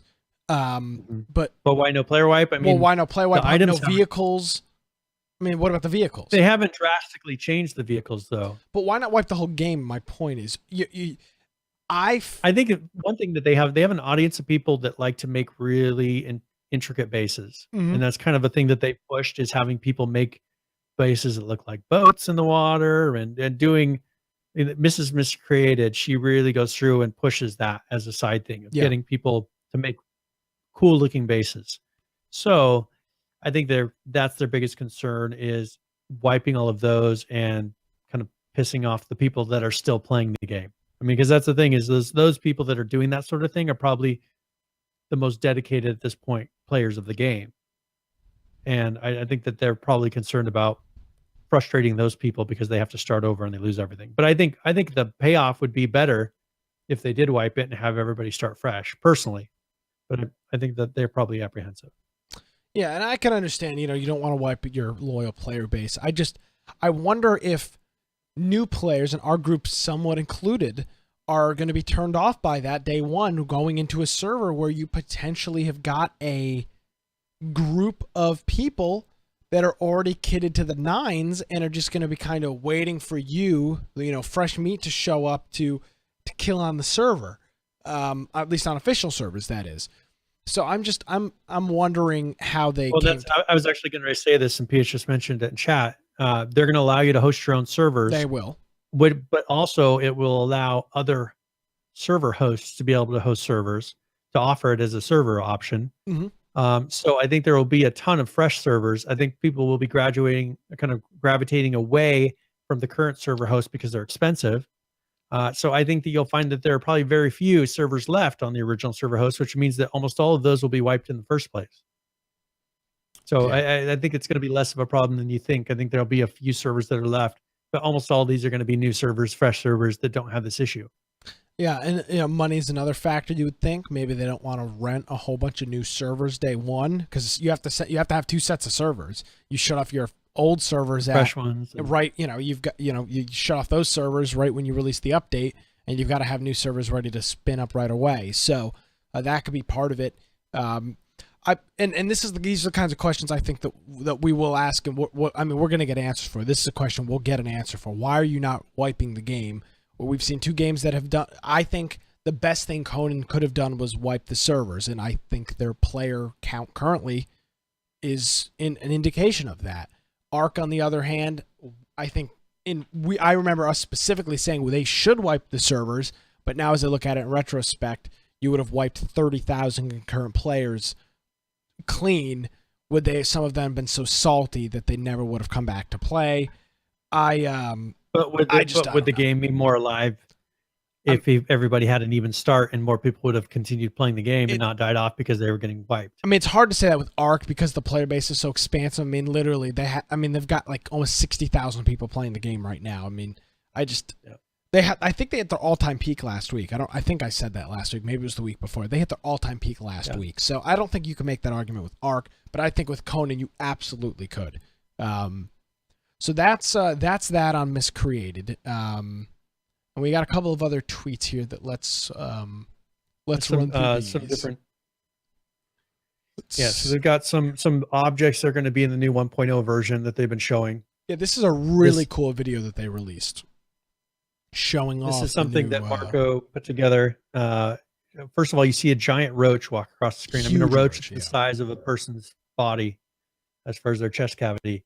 It's a giant roach. Also, they have a bridge going off, that's broken off, going off into nowhere. It just shows you that they're doing some cool stuff with like probably a coastal city or something like that. But it looks beautiful. Yep. So I'm really looking forward to seeing how it looks. And they added also some new objects to the world as well. A new weapon, new I guess gun, because they do have another weapon. UMP. So they have the really UMP hate that's Twitter gifs. They're a real pain in the ass to show. So this will be the UMP, the UMP that will be in there in 1.0. And they once again they show the stats. You can see it's kind of a mid-range damage, but it has a high rate of fire, and gives you ammo types and everything else on there. So that's nice. And then they're also showing some of the different objects you'll be able to loot. So these are some of the lockers that are going to be around the world that you can loot. This one's Iron Sun Stash, which I don't know. That kind of sounds like it's a gang, or maybe a motorcycle gang, something like that. As far as, so maybe there's some story with that of a location that you're going to find things like this. Story. And now here's one that I think is probably the most interesting is okay. So, well, because they discuss something. The microwave talks about you're going to have to provide power to the building first, and then you'll be able to plug in the microwave and cook your food, and it also provides warmth to the building as well. Yeah, the warm thing's a little bit of an immersion breaker. Right there. I don't remember my microwave heating up my room, but I mean, I just made dinner before the show on the microwave and with the microwave, and I don't remember that happening. But hey, they can do whatever they want. It's a video game after all. Yeah, so that's something you can see. Obviously, that's pointing to. I mean, look at the detail of the building. Like, we haven't seen a building that I remember looking like that at all. Than any of the houses, they didn't have that anything like a counter like that and those objects. So this will be interesting to see how this works, because obviously you're not just going to provide power to a house just to run a microwave, right? There's got to be something more to it. Yeah, at least a toilet or running water or something. You got to run power to keep your pumps running. Well, but what I'm wondering is, like, what else are you going to be doing in that building? So that's where I'm kind of guessing they might be doing some sort of a base claiming system. I want to see some video game, in-game games, right? Real on TV and play some PS4. Real meta. No, not a PS4. They need like a mini game, an in-game mini game. Yeah, we should be an in-game mini game. When we get that on the show, Atari that you can plug in. I'm going to ask if we can get a clip of ours put into the game. Like, we'll be like, you turn on the TV and like, hey, Nick here with Defection Podcast. How are you doing? They probably would just make a. Yeah, there you go. I mean, I can record that. I mean, I'm great in Green Man's videos. All I do is swear. I mean, what's the difference? I don't have it. And die. Yeah. Swear and die. I mean, who cares if they gotta mumble my voice? So we got the microwave GIF, and then this another one here, a stun baton. This is cool. This is like a taser baton. And they show handcuffs on there. So I think the goal is police, you knock somebody out, then you can kidnap them, or you can lock them up and then steal from them, things like that. So they're kind of creating a whole new. Well, you saw this with Jay-Z and things like that, Arma. But I think that could be an interesting mechanic that we haven't really seen happen very much. Brian, I believe Fat Broken Ugly is correcting us. It says microwaves and ovens to cook your food. Ovens provide warmth as well. Oh, there we go. We misread the microwave ovens. Now, I have an excuse. I'm dyslexic. Brian is just stupid. So, I mean, hey, hey, what are you going to do? I mean, Brian, I'm not perfect. I can't make good graphics. You can't read. So, I mean, I think we can both take the blame on that. So that's cool. So you cook in the oven. It provides warmth. The microwave things. They look like they've got a full chicken. I think that's a chicken in there. Full chicken in this microwave. Yep. So that's just showing you a little bit of what you'll be able to do. Yeah, so that's interesting. Definitely big changes. I mean, they're obviously doing some pretty crazy stuff. Just because everything they're showing is very different from one another. So. And again, Brian is working diligently and as well as I am to get at least one, if not a couple of Miscreated developers on the show before 1.0 to talk about the game. So if you've got any questions, because we'll probably pre-record those, because if we'll talk to multiple people, if you've got questions or comments, tweet us at InfectionCast or send myself or Brian a private message on Discord with whatever your question may be, and we can pass those along to the developers there. All right, Brian, we're way over time for game giveaway. All right, let me get it lined up here, and then we'll roll it here in a minute. Do you have something else you want to cover? I do, and this will spawn a great conversation. Let's talk about everybody's favorite H1Z1. And whenever you're ready, Brian, just throw that giveaway in there. We'll get it started. So we'll talk about H1Z1. And this article is on a very interesting website. This article is on ESPN, who in the past couple of months have really pushed into their esports reporting and their esports news.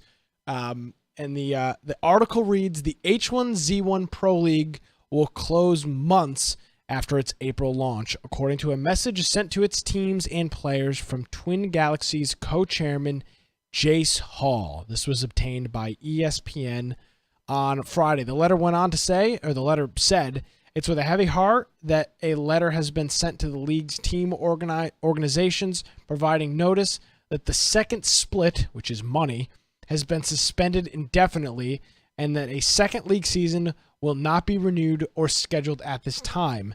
As a result, teams have been immediately released from their league-specific obligations. The article goes on with more information. Brian with an I, Aldridge, what in the world is going on with H1Z1? The whole reason H1Z1 was spawning back up under under our king, Jace Hall, was because he has an investment in the Pro League, and now the Pro League is gone. And they're not only gone, they missed out on half of their money, which they are inevitably going to sue the shit out of Jace Hall and Twin Galaxies over. So I don't see where H1Z1 can go from this. I really don't know. So here's one of my concerns. Do you remember when Jace said in one of his interviews, because he brought up the point about not being able to make, that there were payments not being made to the Pro League players? I remember that being talked about. He gave an excuse of these are contractual obligations where the teams are having issues paying their, it wasn't them, is what he was pretty much saying. He did say that, yes. And he said that it has some things to do with visas and everything else.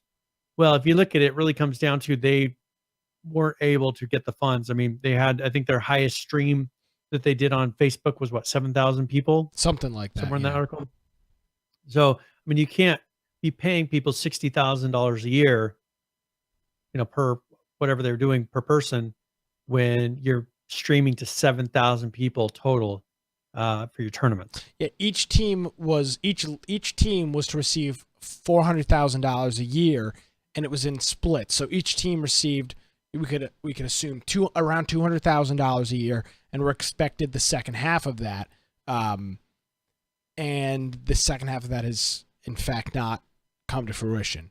And they had the exclusivity deal with Facebook, but nobody watched it on Facebook because people don't want to watch video games on Facebook, and that's convoluted and weird. And people, frankly, there's a lot of people in our group here that don't even. I mean, I know our good friend Sean, who we traveled to PAX with. He doesn't even have a Facebook account. He's like, why the hell would I have a Facebook account? What do I need to do on Facebook? And that's very common in the 16 to probably 25-year-old market that people look at the news. Facebook's stocks are tanking. They're really losing money right now because they have a new generation coming that are going to other types of, I mean, for a long time, Facebook was the social network. It still has the largest user base. I mean, can't take that away. Yeah, but the thing is if they're trying to sell to a certain age group, like there's certain age groups that aren't going to Facebook now. That is true. And so I think that they're finding, I mean, if you're trying to market to a younger audience with video games, Facebook is the wrong place to do it. They've got to figure out where their audience is and go there. I think that these guys made the wrong bet. Maybe they probably sat down in a talk with Facebook and said, "Hey, let's work this out. This will be great." But now, that's not where people are going at that age to go and watch this. Now, and they're trying their damnedest. Facebook Gaming had a huge booth at PAX West. It rivaled the size of Sony and Microsoft's booths. A huge presence. They had a couple of games out there. They actually had H1Z1 out there, if you remember, at the Facebook Gaming group, or Facebook Gaming booth rather, at PAX West just this past year. Brian, I see we've got a giveaway in the chat. What are we giving away here? All right, so we're giving away a copy of Dark Souls 3. Oh, a biggie. And so this is one that's currently $60 on Steam. So if you want to enter for Dark Souls 3, this is a very difficult game. Dark fantasy, difficult RPG, atmospheric PvP. Now, PvP. They do player versus player in Dark Souls? I never think played so, against no. them. I mean, you can play with people. Oh, okay. Right, but I don't remember killing other people. I thought we were all working together, but oh well. All right, so maybe. Oh wait, I think you compete maybe for times or something with other people. Maybe that's what they consider. I'm not sure, but yeah, enter for that. It's the top notch title there. So let's now talk about what is the future of H1Z1 hold. There's no surprise that it's not a shock. We've covered it literally every week for close to probably at this point, probably 180 weeks or so, the current players in H1Z1.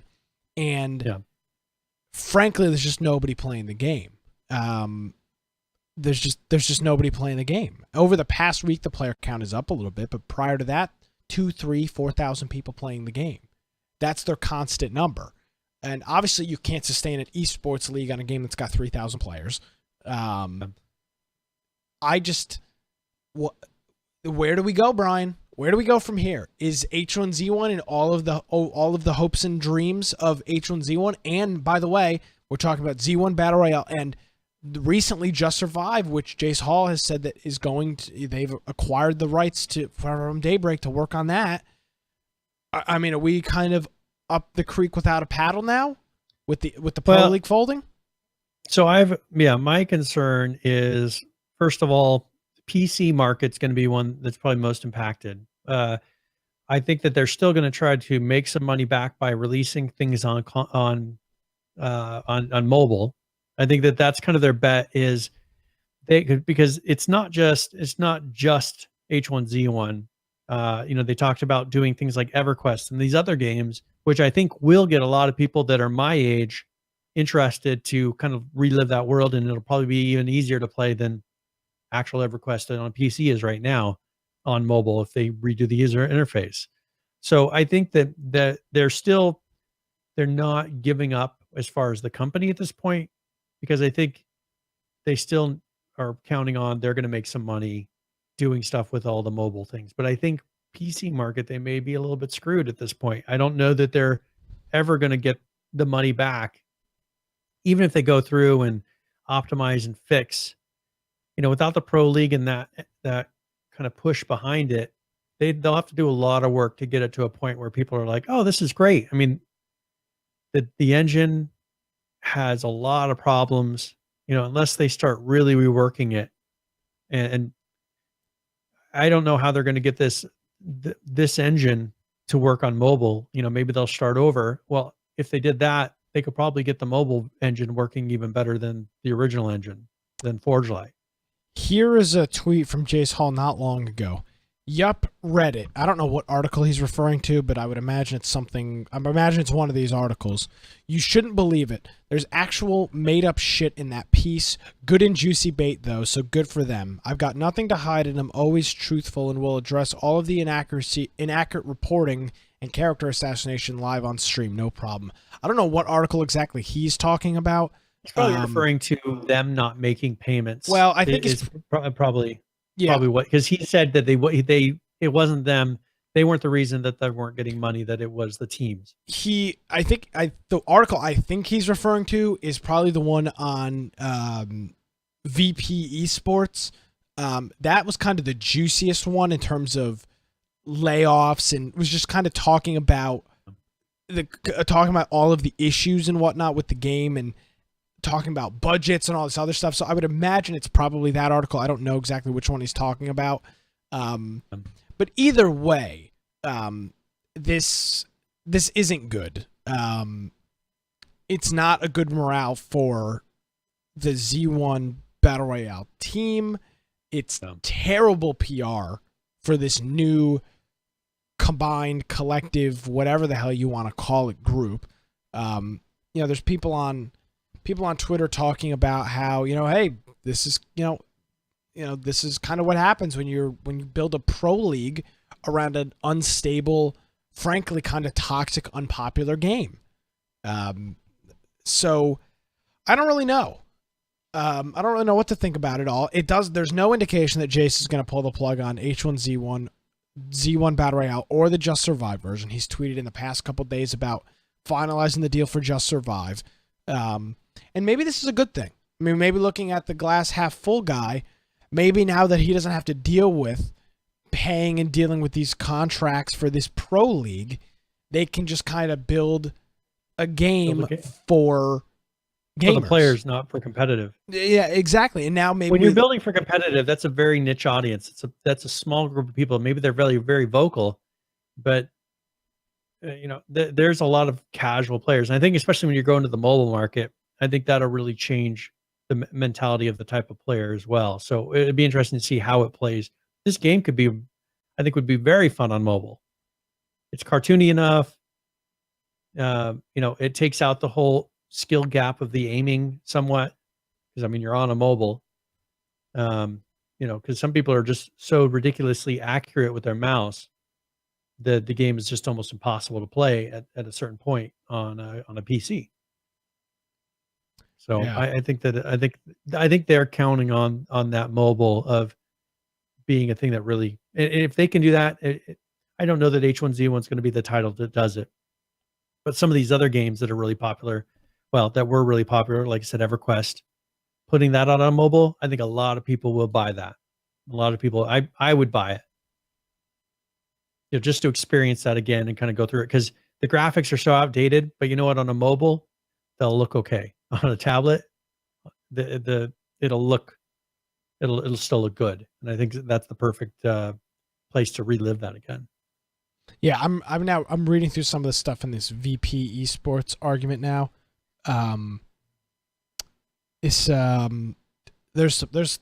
There is some juicy stuff in here, including past employee saying that he would show up and say that the show was garbage and that it didn't get any views. He would blame production staff, even though he spent no time in the office. When he was in the office, he'd be playing ping pong with Rick Fox. One night he freaked out on everybody and fired them. Said Jace thinks he's smart, but he really just wants to play video games and have others run his business. So there's just lots of, and this has got to be the article he's referring to. Yeah, I would assume that's different than the article I read. It's a lot different than the ESPN article. I hadn't seen this article previously. So it sucks for everything. It just sucks for everybody involved. It sucks for the pro teams who are now, it appears, didn't receive half of their payment. It sucks for the new game. This is just terrible PR in an already struggling market. We'll see. It's hard to say. Time, this is one of those things that time is going to tell. All this stuff changes so much over a 6-month period. Mm-hmm. Things that we were looking at 6 months ago, some games are gone and dead. Like, it's just, things change in that period of time. So it'll be interesting to see going into the summer of next year where H1Z1 is, because I think it'll be a very defining moment at that point. Either they will have pulled it together and made some big changes and have a game that's starting to build again, or at that point, I think they will be winding it down. PH, no, Jace Hall is not running this podcast. We have never accepted any money from Dave. Oh, the strings are pulling my shirt out. Yo, they didn't give me a pin back there. I do have finally something from H1Z1. Oh yeah, this is all the payment I ever need from Sarah Flanagan at PAX. I've got the hog mask. So. No, seriously, no, I still wish that we can get the original H1Z1 we were promised. And I'm still of the opinion, my opinion has not changed, that Jace Hall actually could make that happen. My opinion of that has not changed, but just the odds of it now just don't seem like they're in our favor. I mean, frankly, this is going to make me sound like a selfish jerk. I don't really care what they want to do as a company. I, as a consumer, want the game that I originally paid for and have now since done a podcast for 201 weeks about, almost 4 years. That's what I want. Yeah. I mean, I don't care how they have to get to it. Let's get the product out. And no, this is not, Brian and I are not sitting in the Daybreak Studios in San Diego doing this show. A virtual set. Secretly I accepted a job with them. And Brian's the new community manager. check it out. I'm on a green screen right now, and this is all just video behind me of my house back in Boise.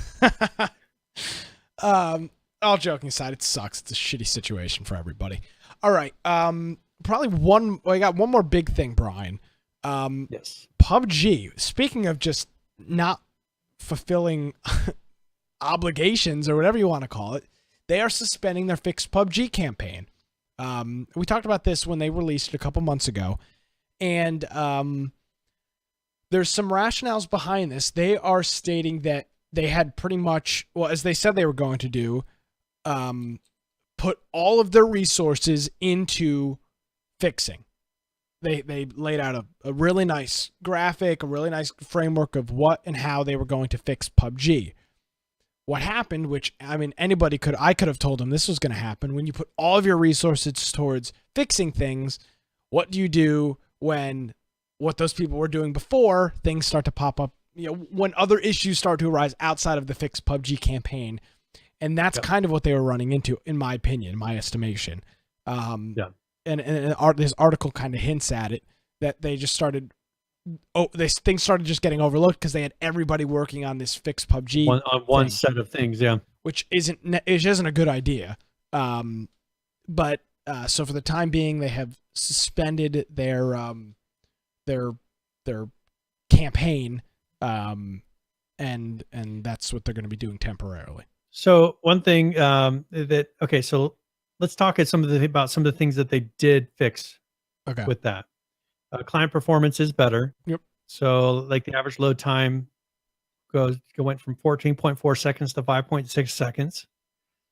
And server performance did go up once they did their update number 19. It went from, they're running at 18, I think, 18 or 19 tick rate or FPS, up to 23.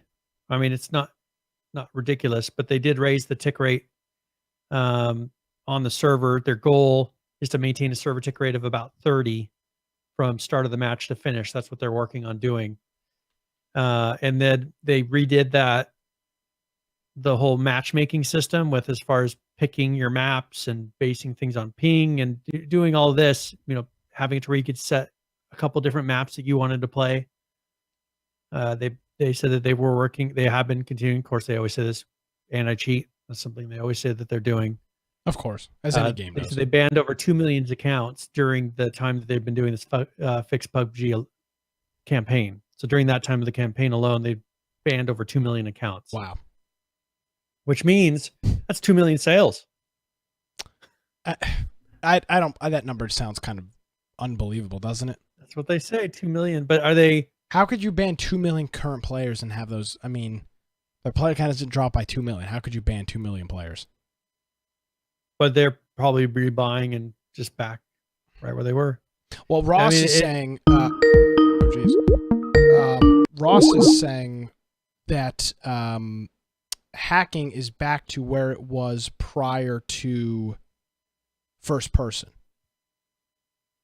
So, and he plays this game all the time. Yeah. So what does that mean? So obviously they've been overlooking things and they've been focusing so much on ping times. Now, how are they reaching those? Hopefully not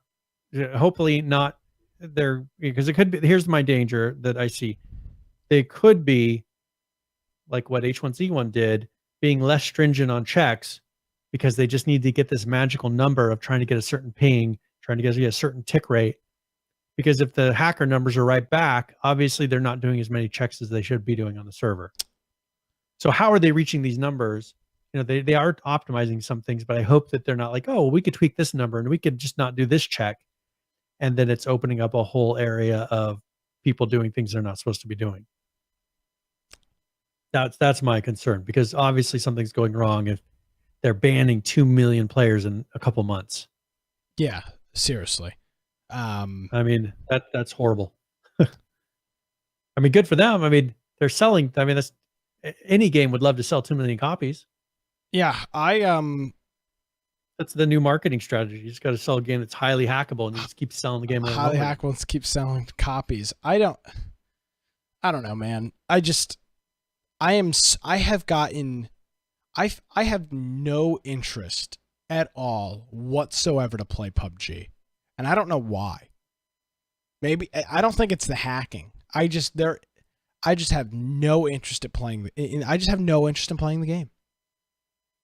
You know what game I'm still interested in playing? Totally unrelated, but a game like Dead by Daylight, which now I've talked about for a month now. I have still been playing that game on a regular basis. Yeah. I don't know what it is about that game. And I'm not saying that, you know, I'm not saying that one game is better than the other. There's just nothing. And Saul's saying Battle Royale burnout. Maybe that's what it is. I just have no I was actually interest. thinking about this earlier. I think that I was thinking, why am I not feeling the urge to play a Call of Duty VR mode? Like, I don't find myself drawn to play it. I keep playing this multiplayer. I'm burnt out on BRs. Just, new podcast title. Burnout on BRs with Brian Aldrin. So I'm saying, like, I think that I'm burnt out on BRs, and I don't feel a desire, because we've played that same situation. We played it over and over and over again. The same thing, going to the circle, working towards the center, shooting this guy, doing the exact same thing. There's not now.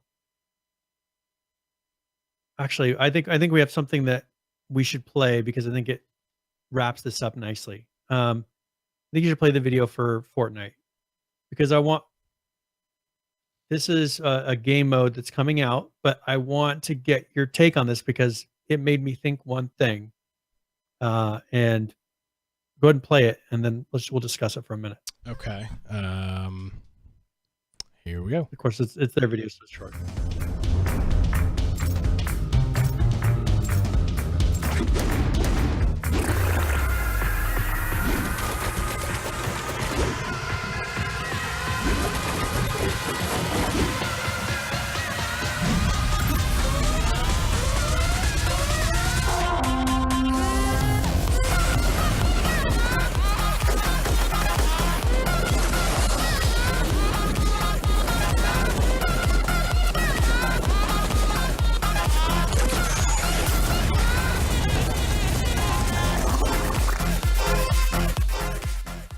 Okay. What in God's name do we just watch, Brian? Okay, so this is like not a capture, kind of a way, a capture the flag, but it's like a King of the Castle type of a game. You know, where you have to protect that food. So it's a team versus team. It reminds me a lot of their original game that they were making. Of you're protecting a base, you're protecting an area, and you're creating all of the structures and defenses around it to keep what was zombies from getting into your base. They've now are going to implement it into the Fortnite mode. This is almost like what they were creating originally, but they're making it towards the PvP or Save the World, whatever the hell that was called. So yeah, it's like Save the World, but they're implementing that into the BR mode, as a game mode, where you have to bust in and try to get and get to that food. I think this could be the thing that once again, Epic is always keeping ahead. I think they see the what we were calling the BR burnout. I think they see that as a possibility. Can we get an intro for BR burnout? Can somebody make us one, please? Thank you. But you know what I'm saying? Like this, I think they see that is very real. Yeah, and it is happening. And that, I think, is the perfect type of answer to it, because now they're going to get people transitioning into their other game mode that they've still been working on. I think they're going to start implementing more and more of that game mode to where it's not a straight up BR. You can play the BR mode, but you don't have to, and people will still keep playing Fortnite. I saw And I saw an Epic Fortnite employee on Saturday, and just gave him a thumbs up. Assume he knew what I was talking about. He knew what you were saying. I mean, he had a Fortnite shirt on and an Epic jacket, and I was in the area in which Epic Games headquarters is. So I was like, good work, and that was that. So I did my part. Cool. Guess what though? What do you? I mean, they got a license to print. They got a license to print money. They can do no wrong. They are the sacred. They are the holy grounds of video games. They can't do nothing they do is wrong. But the thing is eats it. That whole survive, or that whole other game mode that they have. Yeah. People don't know about. I mean, no. Your average player doesn't know anything about it, and they've been continuing to develop it, tune it, and they've been making that and adding features to it. They still charge for it. Yes, but if they can merge those two, they can take advantage of all that work they've been doing this whole time for years and years and years, and continue making it look like it's such a fresh game, without and all they're doing is starting to implement something they've already made. Yeah. I just think it's a genius move by them that's going to cost them the least amount of money possible, but with drastic amounts of new content. So it'll be interesting to see if people really take to this game mode. I think it will kind of cushion them from people that are just like, I'm done with the zones and getting to the last man standing type of a thing. Let's have an objective. Let's do something else. Let's mix it up. And I think that this is it. This will do it. Yeah.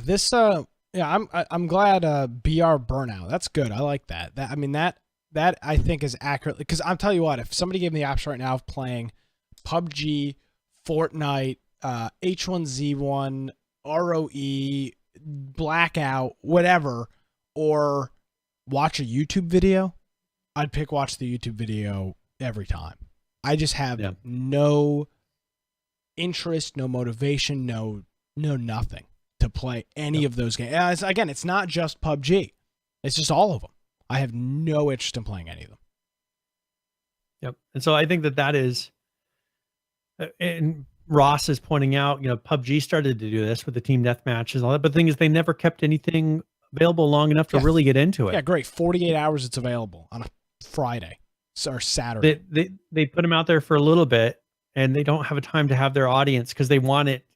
They want to be battle royale. They want to be a battle royale so bad, but the thing is, they're going to be battle royale to the grave. And so, I know personally, just from seeing Epic work, they're not willing to do that. They're not going to be like, okay, we're going to be battle royale no matter what, because we're going to keep the genre alive. I mean, H1Z1 tried it. They're trying it. They're trying to keep that going exactly as is. PUBG's trying to do that. ROE, I don't see them changing it too much. But Blackout's lucky because that's not their only game mode. People can play Blackout. They can play multiplayer. They can do whatever they want. Yeah. So I think that these games that all the eggs are in one basket are going to be hurting here in the next 6 months, because people are just going to be so over it. And we've seen with other types of game modes, people leave it and they don't come back to it for a very long time, if at all. Yeah. So time will tell. Yeah, I think it'll be interesting. All right. Is there anything else you wanted to cover? Is there anything else we got other news? Yeah. What else you want to, without going into anything big, or anything else you want to skim through here? So one thing I was going to mention, there's a UI, just a little video. It's a Twitter video, just showing some of the new UI and the character for Dead Matter.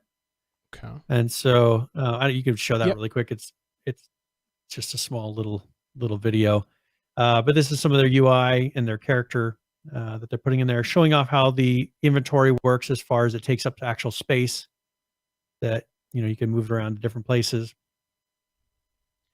And so that's the only real change. I mean, they've been showing images of world stuff that they've been doing, world design and things like that. But this was one of the things that he posted on Twitter this past week. All right. And then Conan the Exiles, they're releasing a bug tracker. Ooh. So that's something that you can, if you want to go and they'll have prioritized bugs, under investigation. They'll be able to mark them and go through it. I think it's a Trello actually. So if you want to go on there, if you find that there's a bug that's not being addressed, you can go on there and add your own bug to the list. So that is, and then ROE, they came out with a new update, which is mainly fixes because they did do a big update last week. So I think this is mostly fixes from that bigger patch that they did. And then Arc did a lot of fixes. Of course, they came out with a big release recently. And so they put out a patch that fixed a lot of issues with like Titans, and mainly this one was Titans because Titans were totally new. Also fixed some of the meteors and snow owl, just different creatures, mostly in the games, and a few things that like the tech bridges. They did fix some issues with that, and then fixing things on the extinction map because it was a totally new map. People are finding holes and different things that they didn't catch, when you have a small group of people looking at it. So they're doing fixes for that. So that about makes us current. All right. Well, I thought we covered a good amount of our news, good amount of our updates today. Obviously, our big update, big story, 7 Days to Die, and we're going to be doing something a little bit special again this week. We are going to be doing our Friday, which is typically our Friday night game of the week. We are going to be starting that due to the Thanksgiving holiday in the United States, and to accommodate maybe some of our viewers or listeners in other time zones. We are going to be starting our game of the week at noon Eastern on Friday. So if you're traveling for Thanksgiving and you're back in town on Friday, noon Eastern, we are going to start our game of the week. We're going to be playing the experimental, that's in key, the experimental build of 7 Days to Die. I'll publish something later tonight, or maybe tomorrow about how to get the experimental version. It's not hard. You just go to the properties inside of Steam, click on updates. There's a drop down that asks for what version, and you said it's the last option, Brian? Yeah, it's the very bottom of the list, and it's the one that says like latest experimental. Gotcha. Latest _ experimental.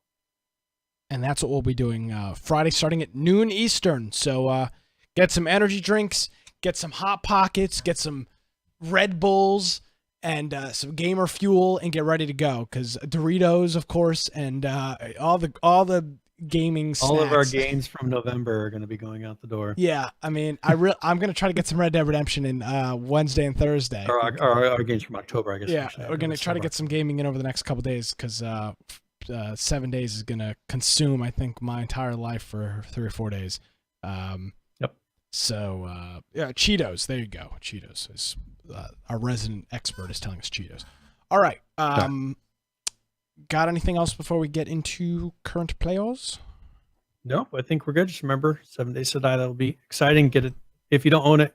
Go buy it on our humble bundle. Yes, and we'll incredibly cheap right now. We'll tweet that out and post that in the show notes and whatnot. All right, current players, games, who's playing them, and well, we're not going to answer why, but we'll tell you who's playing them. All right, H1Z1 for some reason has got this weird boost this week. There's 3,817 players currently playing. That's up like 2,200 from like every other week prior. So I don't know what the hell's going on there.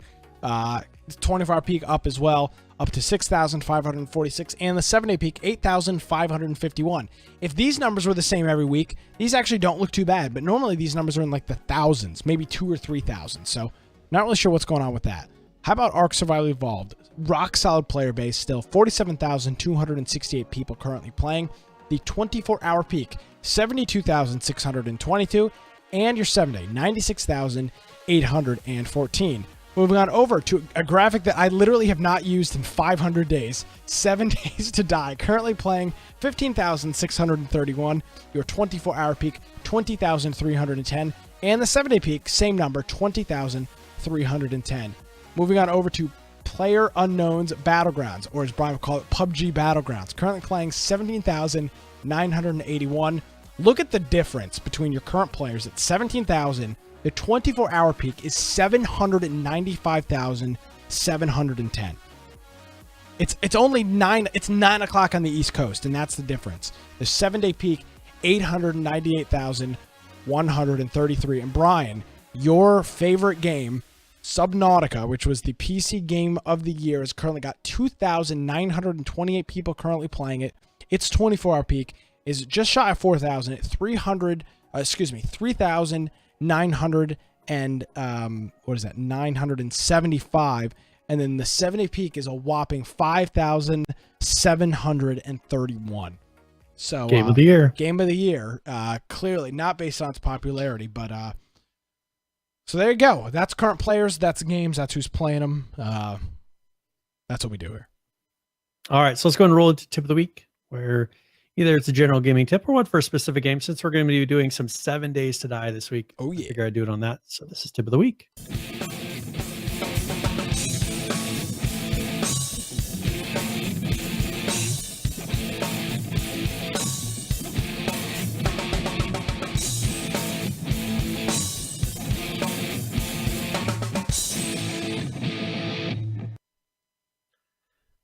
All right, so with 7 days to die, they have something they've added in the last couple of updates where they have quests. So that's a really good way to start your game.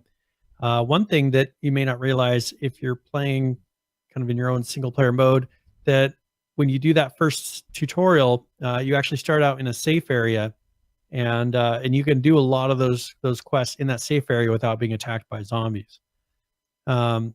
Also, the very last one of the quest is to send you to a trader.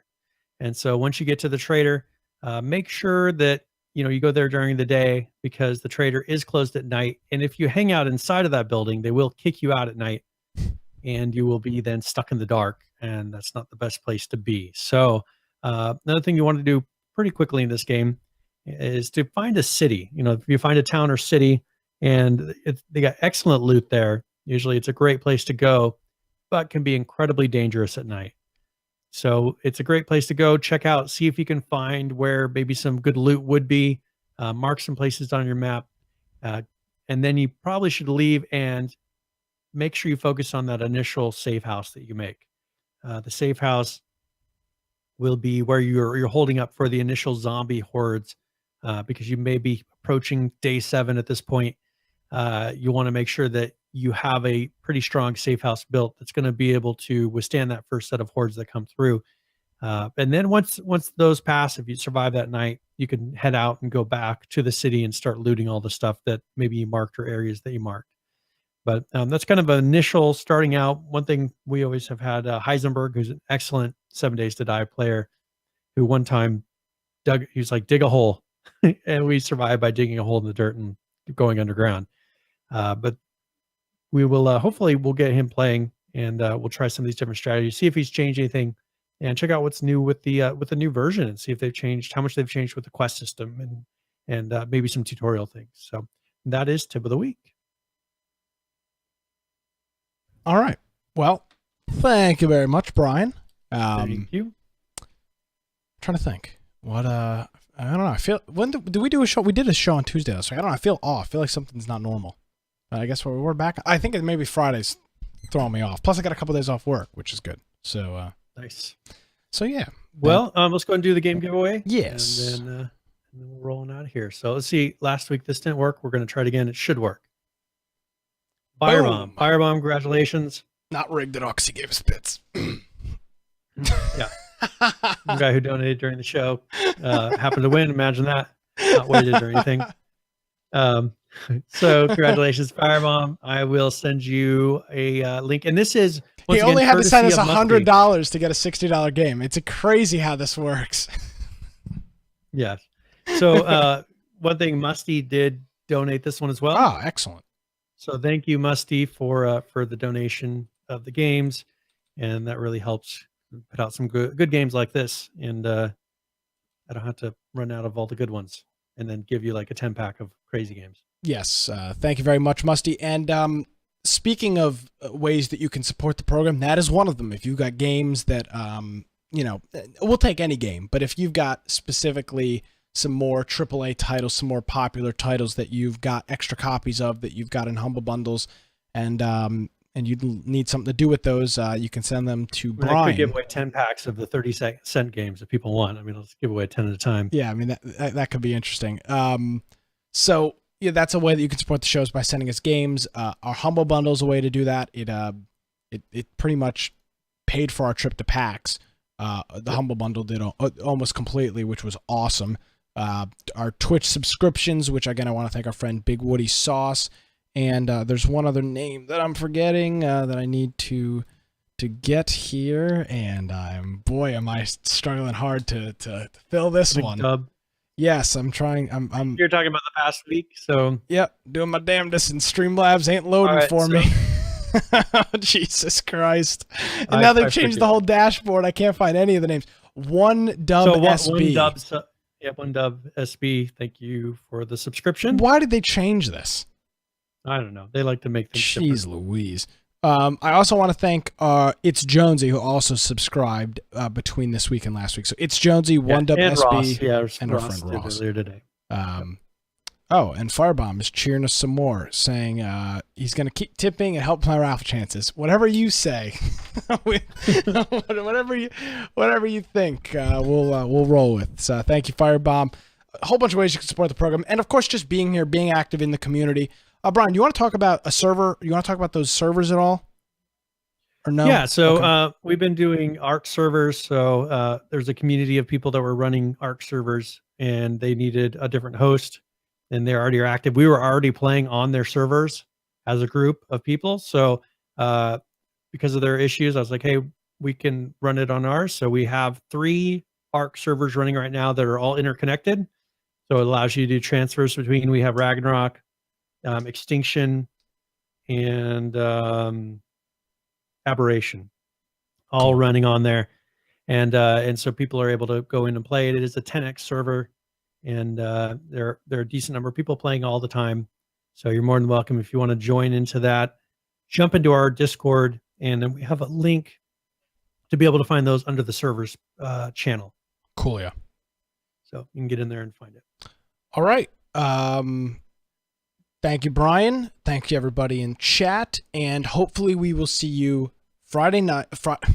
Hopefully we'll see you Friday afternoon at noon Eastern for 7 Days to Die. Be there, be square. We're going to have a lot of fun over the next couple days. If you can't join us on Friday, don't feel like, oh, there's no point of playing on Saturday. Join us on Saturday. Join us on Sunday. Whenever you're free, join us. We'll take good care of you. We'll have a lot of fun. There'll be plenty of memes, plenty of making fun of the... again, the world exclusive, I don't want to... I'm not trying to make too big of a deal about it, but there is a possibility that you may see something like this in your 7 Days to Die game.